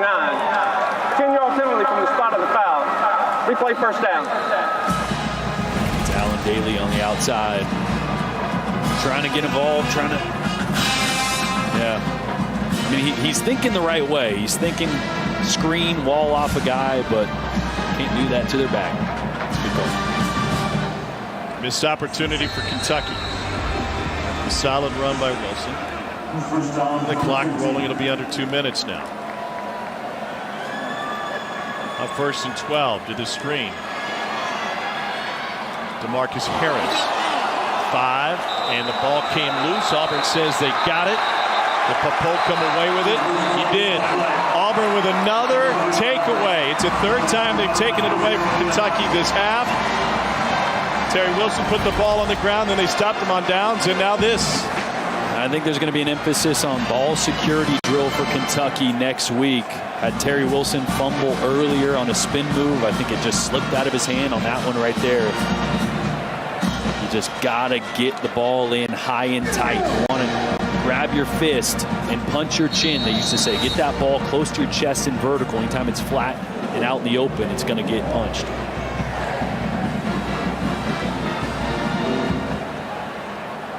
So 8th-ranked Auburn gets it done from their defense here this afternoon. 147, and Nix puts the ball on the ground, and he'll flick it out of bounds. Stops the clock. 1:41. Kentucky has a pair of timeouts remaining. And the pass across the line of scrimmage.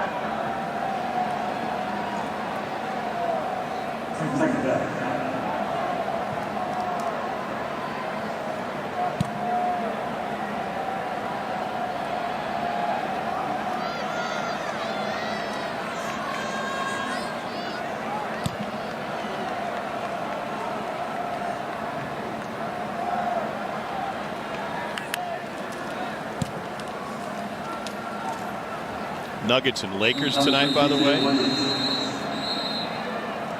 Lakers trying to clinch in Game 5. Kentucky, their second of the half. Got his feet up and laughing right about It'll be a now. 30-second timeout. Oh, he already laughed at your terrible impersonation. And now Chuck saying, yeah, I was right. No need to worry.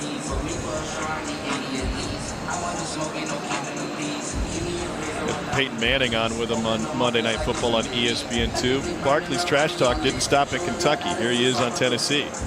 Tennessee's got Auburn later in the year, Kirk. That was one of our bonus games that was given to us as a gift. Alabama and LSU got Vanderbilt and Kentucky, I think. But we got A&M and Auburn. And, I'll be at Auburn. Charles, if you want to do something right now, kind of make a statement about the game, I'd be glad to give you my thoughts. Well, in the SEC, we only worry about Alabama and Georgia. Tennessee's like on the back burner. Like, we got our hands full with Nick Saban and Kirby Smart. Like, we put y'all, listen, y'all call it a bonus. Y'all were like our preseason schedule, Tennessee, before we get to Alabama and Georgia. Talking that trash. There's nobody better talking trash than Barkley. Tennessee will be in action tonight against South Carolina right here on the SEC Network. It's SEC Saturday night. Colin Hill, grad transfer from Colorado State, is Gamecock starting quarterback over Ryan Helinski. Tennessee came from behind to beat Indiana in the Gator Bowl last year. They finished the season with a 6-game win streak. Sam Pittman's Arkansas squad swinging into action coming up next. Cole, how do you break down Georgia and Arkansas? I'm interested to see what that Georgia offense looks like, but I actually think the Arkansas offense is a little more interesting than people want to give them credit for. A really good group of receivers, a quarterback in Felipe Franks with experience, an offensive coordinator that knows how to take advantage, maybe do a little bit more with a little bit less up front on that offensive line in Kendall Briles. And you got a stud tailback in Rakeem Boyd, a guy who's a legitimate game breaker when he's healthy. So I'm actually looking for that Arkansas offense to maybe exceed some expectations, but they're going up against the best defense in college football. So I'm not sure if it's going to be enough to knock off the Bulldogs today. Cole's got more work to do in Auburn. Jordan, we can move to our respective couches now and shut down the Zoom call. Just enjoy a day of SEC football. Yeah, these type of wins, they may be a little bit ugly, but in a 10-game all-SEC season, you'll take these every day of the week. I mean, these are the type of wins that the best teams are going to have to get week in and week out in this 10-week drive. Third straight season, Auburn has an opening win against a ranked opponent, 1 game down in a 10-game season, and Auburn starts with a victory. Our final score today, Auburn 29, Kentucky 13. Coming up next year on the SEC Network, it's SEC Now, presented by Yellowwood, followed by number 4 Georgia and Arkansas. Cole Cutlet, Jordan Rogers, our fantastic SEC Network crew, Tom Hart, so long from wherever we are. We'll be back home in Jordan Stadium. Welcome to SEC Now, presented by Yellowwood. 1 game in the books. Gene Chizik, Chris Doring, and hi, hello. I am Peter Burns. And all right, we saw a first ranked, the only ranked versus ranked matchup here in the SEC in week 1. Chiz, when it comes down to it, Auburn 29-13. Third straight year they open up with a ranked win. What was the difference?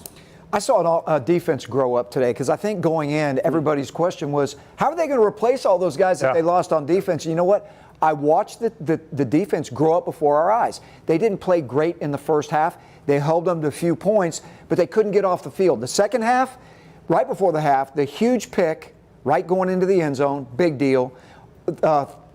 Second half, great on third downs. And then they got 3 turnovers to really shut these guys down. Great performance in the second half. I think offensively for Auburn, what I saw from Bo Nix was him taking a step forward as well. Remember, he's shown some moments of great plays and then come back and made the crucial interceptions or turnovers that have hurt you today. 3 touchdown passes, no interceptions, but maybe bigger. How about the connection between he and Seth Williams? Last year, he was that was just sick right there. I mean, that's a man amongst boys. But 6 catches for Seth, 112 yards, 2 touchdowns. That's a combination we got to keep our eye on. Hey, don't sell my man short. 2 big punts as well, too. Bo Nix doing it all right now. 5-tool player. But what was your grade for Chad Morris being the play caller for Bo Nix, who you said kind of took a step forward? I thought he definitely brought a little bit more of a robust passing game, something that we've heard a lot in the past about what he was going to add to Gus Malzahn's run-heavy offense. I think they showed that they can coexist very well. The offense, I thought it wasn't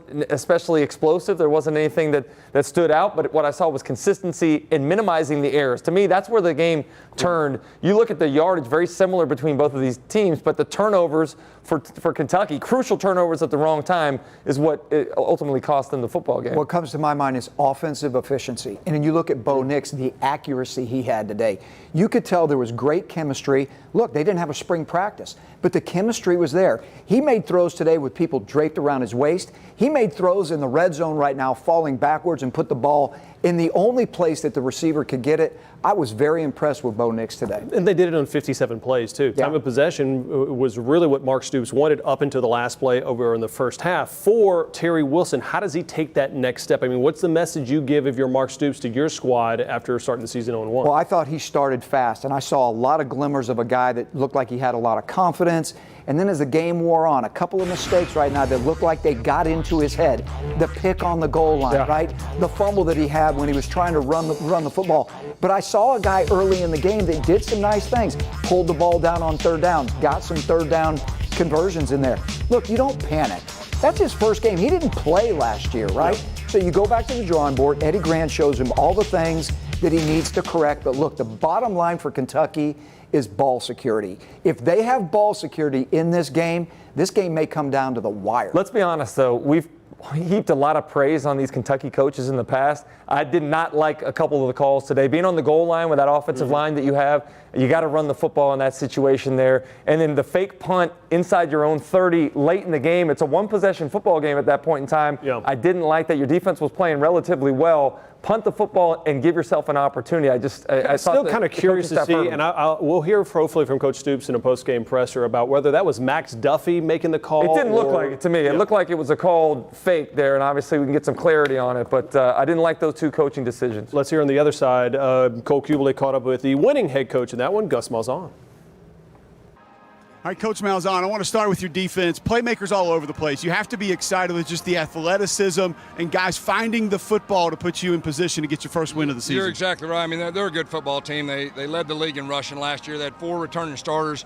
You know, third downs were the name of the game. We were 8 for 10. They were 8 for 10 third downs. We corrected it. Our guys fought hard, tackled well, I thought, too.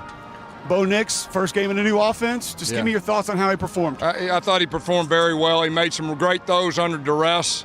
I think our offense has great potential. You know, we're a little bit rusty at times, but I think there's great potential with that group. What'd you see in the team as far as the level of excitement just being out here, being able to play a full-speed football game? Yeah, excited. And, you know, we talked about playing 60 minutes. You know, we're honoring Coach Dye this year, and our guys played 60 minutes. They fought. We had some adversity, a lot of ups and downs, but our guys made the plays to win the game. That's a good football team we beat. Thank you very much, Coach. Thank you. All right, we welcome in Cole Kubelik. That was quick. You just got done with Gus Malzahn, and there you're here on camera. Overall, what was the experience like? Let's start just with that, with SEC football being back played, Cole. Boy, it was a lot of fun, Peter, and I'm privileged to be right here and be a part of it. Everything that we've gone through, a lot of us not really sure if we were going to get to this moment. Driving in was a little bit different. There was no tailgate tents. There weren't RVs. There wasn't a ton of people walking around like you would normally see. And then getting inside the stadium, having limited capacity, but I thought Auburn did a good job spreading things out, not for the optics of it and how it looked, but how it sounded. I thought it helped spread the sound out a little bit, and that brought a little bit more normalcy to the game. But like I've experienced a couple of times this season calling football games, once the ball's kicked off, you get a little bit of that escape. I was talking to Alan Green about it, the athletic director for Auburn, before the game, and he was asking me what it's been like. And I said, just wait. You'll get 2-3 series in, and all of a sudden everything else goes away, and you're just watching football. And that part of it felt great. It was wonderful to be back inside of a Southeastern Conference venue watching full-speed tackle football today. Cole, one of the big questions about Auburn heading into the season was the offensive line. A lot of turnover at that position. Didn't necessarily run the ball for a lot of yards, but they ran it effectively when they needed to. What was your overall evaluation of that group up front in game number 1? Well, I think the first thing that I noticed is J.J. Pegues. All right, this guy, I think we are on the brink of seeing one of the new SEC folk heroes in this conference, okay? This is a 6'2", 300-pound tight end who is on kickoff cover. 300 pounds, and he's covering kicks. He had a couple devastating blocks. He could be a great bonus big for this Auburn offense. But, Chris, you're right. It wasn't a dominant performance up front. They didn't run the ball and impose their will on a pretty good Kentucky defense, by the way. The returns a lot back up front, a physical front for Mark Stoops' team. They need to improve. They will gel more. Gus Malzahn told us, we went through 6 weeks of practice. There was not 1 week of practice that we had the same 5 offensive linemen available to be our starting 5 for 1 solid week of practice. It's going to take some time for these guys to get into a rhythm, feel some chemistry, and sort of develop. I did think the pass protection was pretty good. Now, they'll face better pass rushers than they faced against this Kentucky group today, but still a lot of time to grow. First time in a new offense. I mean, you think the center was the only player on this team that had a start on that offensive line in an Auburn uniform. Right guard Brandon Council obviously played in the MAC. He transferred in, but it's going to take a little while for these guys to sort of feel it out and understand it. But I do think the variety of this new offense, which I believe was led by Chad Morris today, will help that group have a little extra time to sort it out. Cole, to me, the story of the day was the defense. And obviously, with all of the questions in the offseason, how are they going to replace all these guys?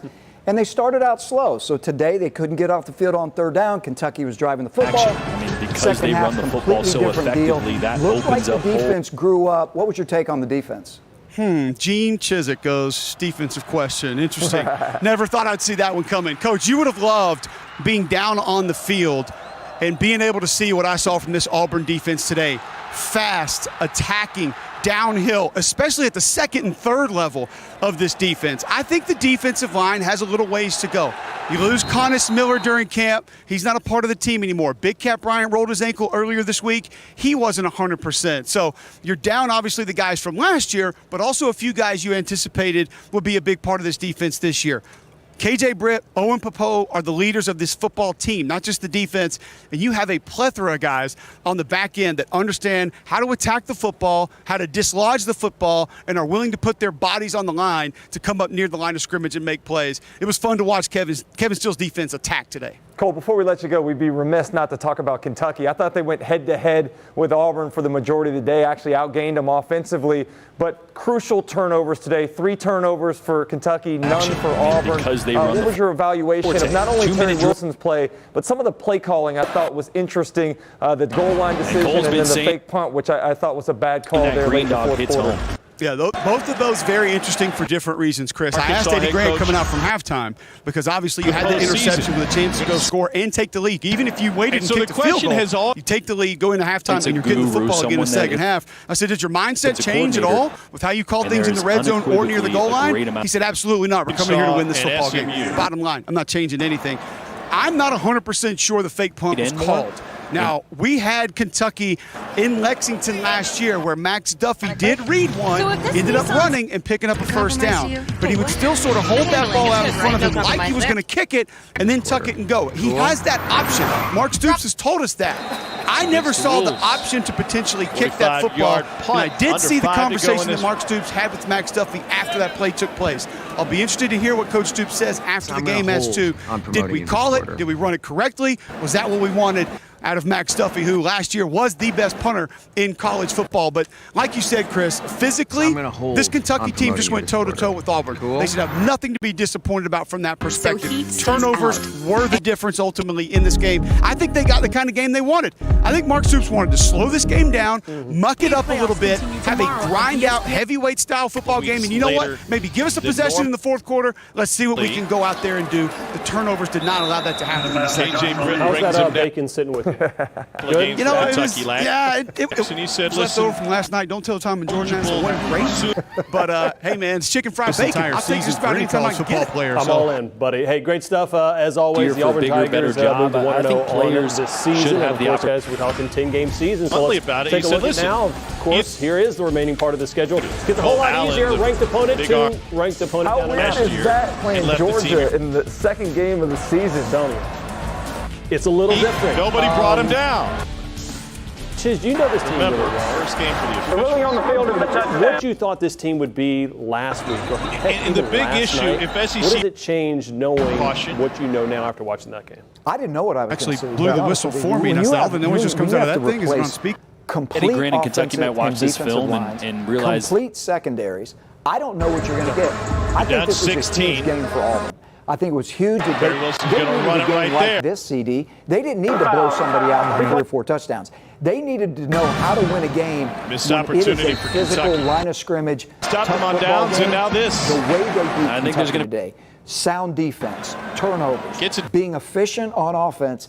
That's how they won the game. That's the only way they can come in next week and beat Georgia. My big question mark heading into the game is how does that defensive line replace the holes Kentucky. left Here by he is on Tennessee. Marlon Davidson and Derek Brown? Yep. You know, they were known for penetrating on defense last year. Today, 8 tackles for loss, indicating to me you may have lost those guys, but a lot of characteristics from last year's how do you break defense down Georgia over this year's, which is a good sign, obviously. Remember, just kind of the crazy stat in that it was the last time a home team had won between Auburn and Kentucky was 2004. Of course, that just changed. Yellowwood, followed by number 4. A lot more football coming up, including you guys are talking about straight year the Georgia Bulldogs, and they've got some talent. Can that kid play? Great on third. You think he's decent? I think he's spectacular. Go back to the Sugar Bowl and just how he dominated that game. When that guy came out, you knew he wanted to play football. But you know what I love about this guy? Well, I thought he started fast, and I saw a lot of glimmers of a guy there. This guy eats, sleeps, and drinks football day and night, and his play looks like it's CD. He's physical, he's fast. He loves to play the game. When the game's on the line, this guy wants the ball in his hands. But the red pants, too, by the way. I like the Georgia red pants. Throwback to 1980 national championship. All right, Florida, Ole Miss, you like points? We got it. How about this?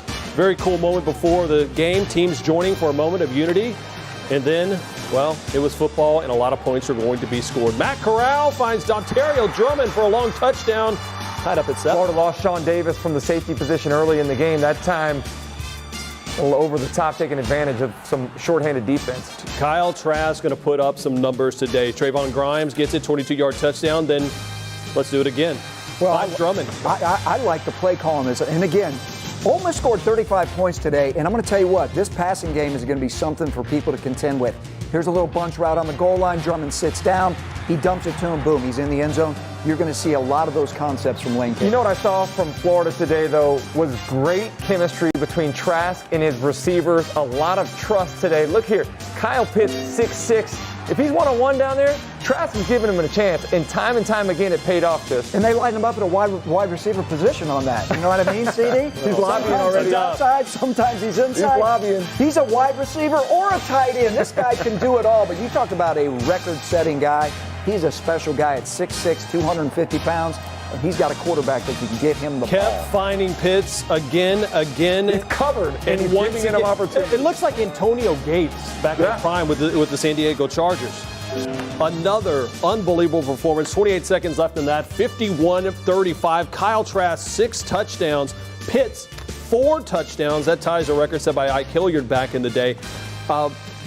Overall, just pretty fantastic of what Florida was able to do against Ole Miss. But, of course, we'll be talking about that game later on tonight and get ready for what's happening with Arkansas football. As you see all of the Arkansas Razorbacks wearing a pregame workout shirt, gentlemen, that says together, it just means more. That's the whole conference wearing that, though. It has been a united debut for the SEC today. I love the unity walk here. That's, I think, what we've seen the most this offseason is the teams coming together, players using their voices, understanding the visibility that they have, and coaches supporting their players, which I think is awesome. Yeah, and I think you talk about coaches and players. This is a chance for them to really unite with each other. I don't think there's ever going to be a time that we've seen in the past where coach-player relationship is not only this strong, but also this important. Yeah. Mm-hmm. And you can see it. How many times have we seen coaches lead the charge on different things this offseason, and the players are right behind them? I've seen it from Missouri. I've seen it from Alabama. See it from Arkansas. It's really, really great to see. And it's not just the leadership of the coaches, too. The leadership of the players as well, too, in this league. And you see that, a powerful moment before Arkansas takes the field going against the Georgia Bulldogs. We'll break down that game coming up in a little bit here on SEC Now, presented by Yellowwood.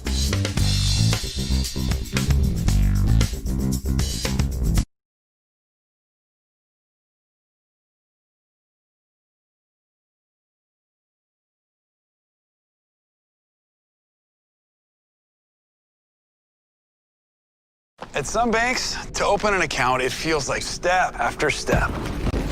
Not at Capital One. You can open a checking account in just 5 minutes. That's right, 5 minutes. This is banking reimagined. What's in your wallet? Can't wait to tell everyone about AT&T's big 5G news. AT&T has nationwide 5G? Yep. You should consider making a big deal about it. Bigger deal, bigger than what I'm doing. It's not complicated. AT&T 5G is fast, reliable, and secure.